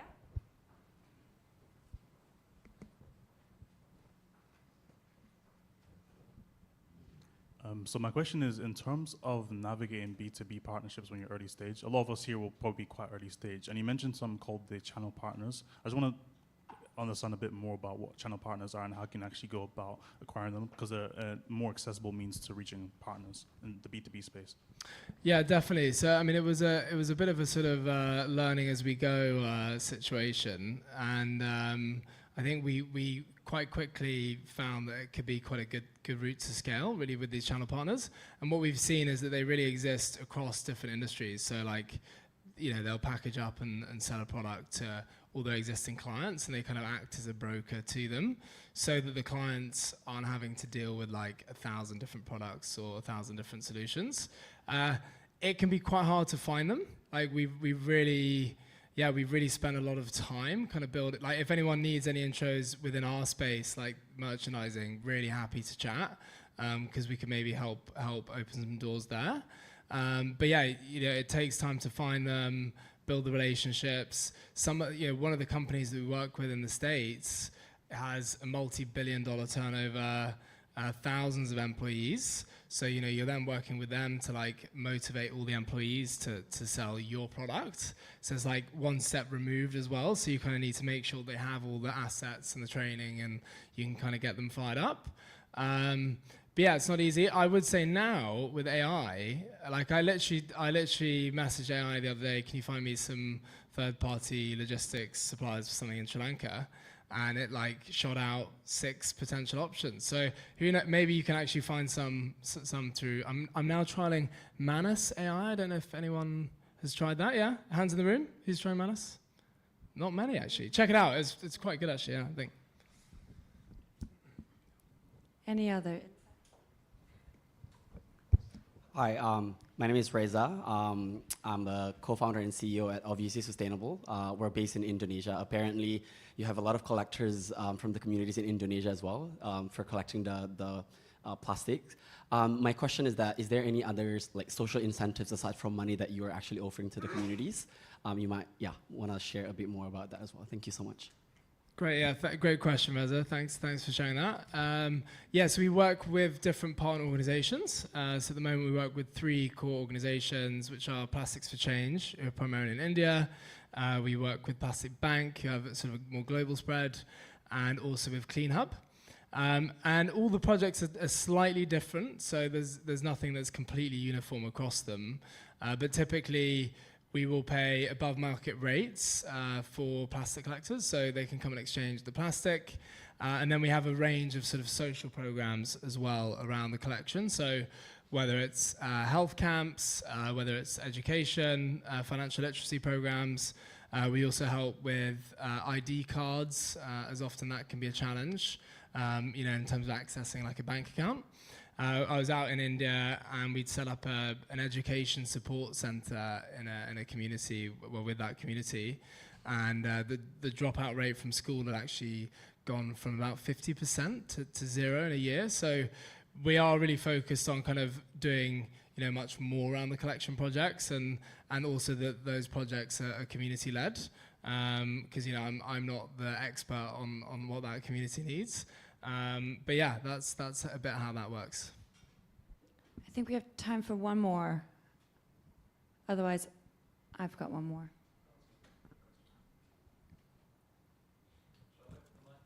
I can run.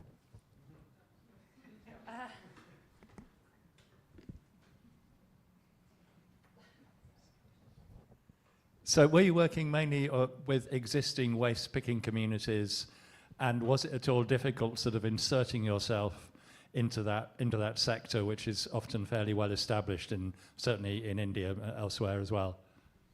Yeah, another really good question.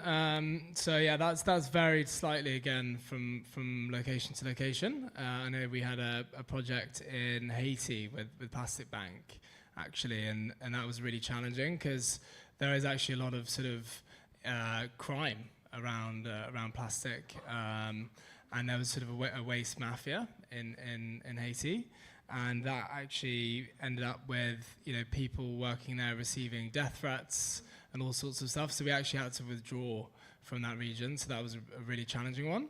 I think in other areas, we'll typically actually onboard existing plastic collectors and collection points. So it's really about kind of formalizing the process, the equipment that they have, all the sort of safety standards, and yeah, better worker rights, and then all of those kind of social programs around it as well. So yeah, it's typically kind of working with existing waste pickers and trying to improve things.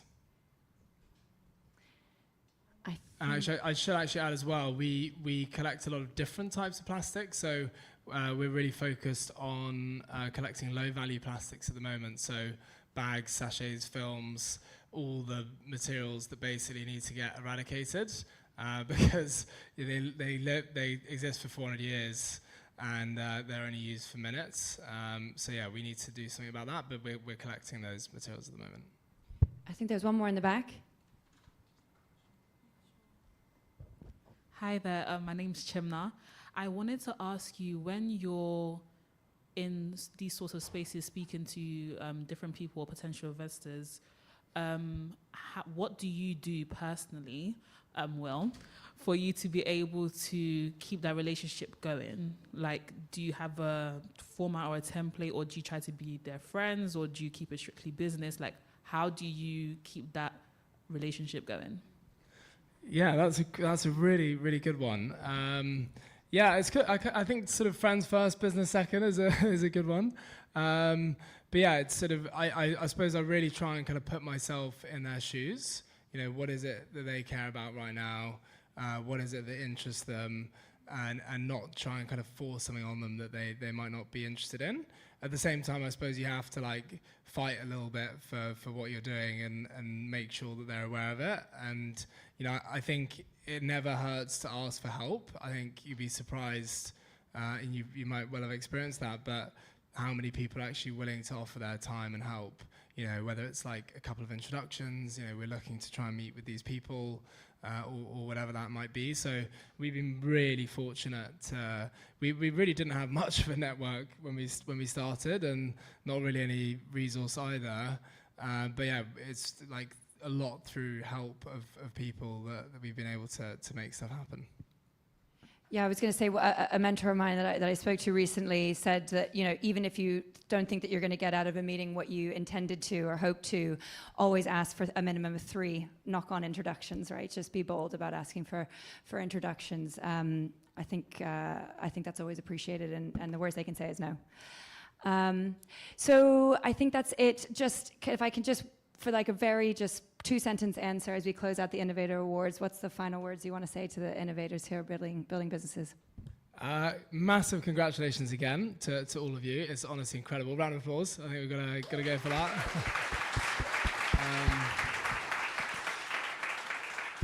Yeah, it is a tough ride, and I think if you'd asked me 2 years ago if I ever would have started another business, I probably would have said not in my life. But I think we can see the light at the end of the tunnel now. I think the business could almost run itself without us, which is great. Probably be better without us. And yeah, we've delivered a huge amount of impact funding, and I think all of that really makes the struggle worth it. So yeah, it's really been a privilege to come here and talk, and thanks so much for the interview, Gabby. Thank you. Congrats, everybody. Thank you for being here.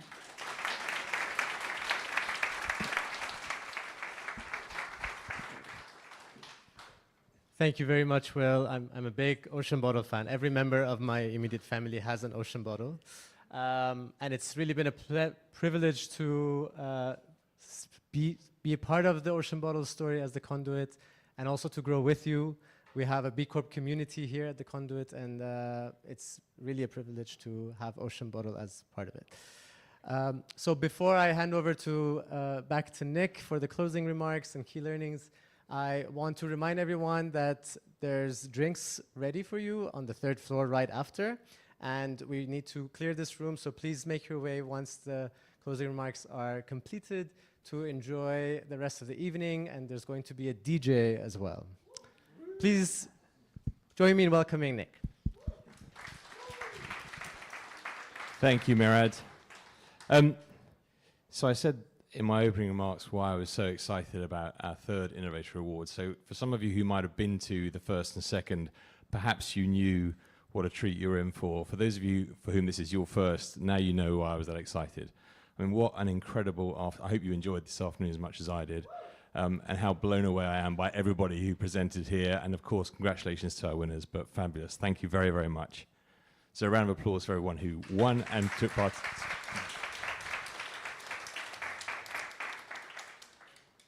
I would say that doing this was a perfect example of why Paul and I set up the Conduit. And when we set it up, we had very few rules, but one of them was that we were going to try and do things in a way that inspired people. No one really wants to come to spend an afternoon listening about the problems. We want to know what the problems are. We want to find what the solutions are. And I think this afternoon in particular, we were presented with some extraordinary ways to think about solutions to those challenges. So it certainly lived up to that. None of that happens without actually a big team behind it. This is not a single afternoon event. As I said, the Conduit is here all the time, and this was 9 months worth of work, and it will carry on. And I hope you've seen from what Gabby has done, and by the way, those were great discussions, all of them that we had, that this is a huge process. So I am very aware that I'm all that is standing between you and a well-earned drink, probably one of Ivo's delicious sapling spirits upstairs on the 3rd floor. So all I'm going to do is actually take a moment to thank my team, who I think have done an extraordinary job, and without them, obviously, none of this would be possible. It's a pretty big team to put something like this together. So here goes to Perez, Jay, Merad, Sierra, Millie, Emma, Grace, Camille, Gemma, Matt, Charlotte, Chris, Lily, Katja, Asha, Eddie, James, Tessa, Sergio, Gianluca, Meljo, Julian, Rebecca, and the entire front of house team. Thank you very much indeed. Thank you all for coming. Have a wonderful, wonderful evening, and join me upstairs for a drink.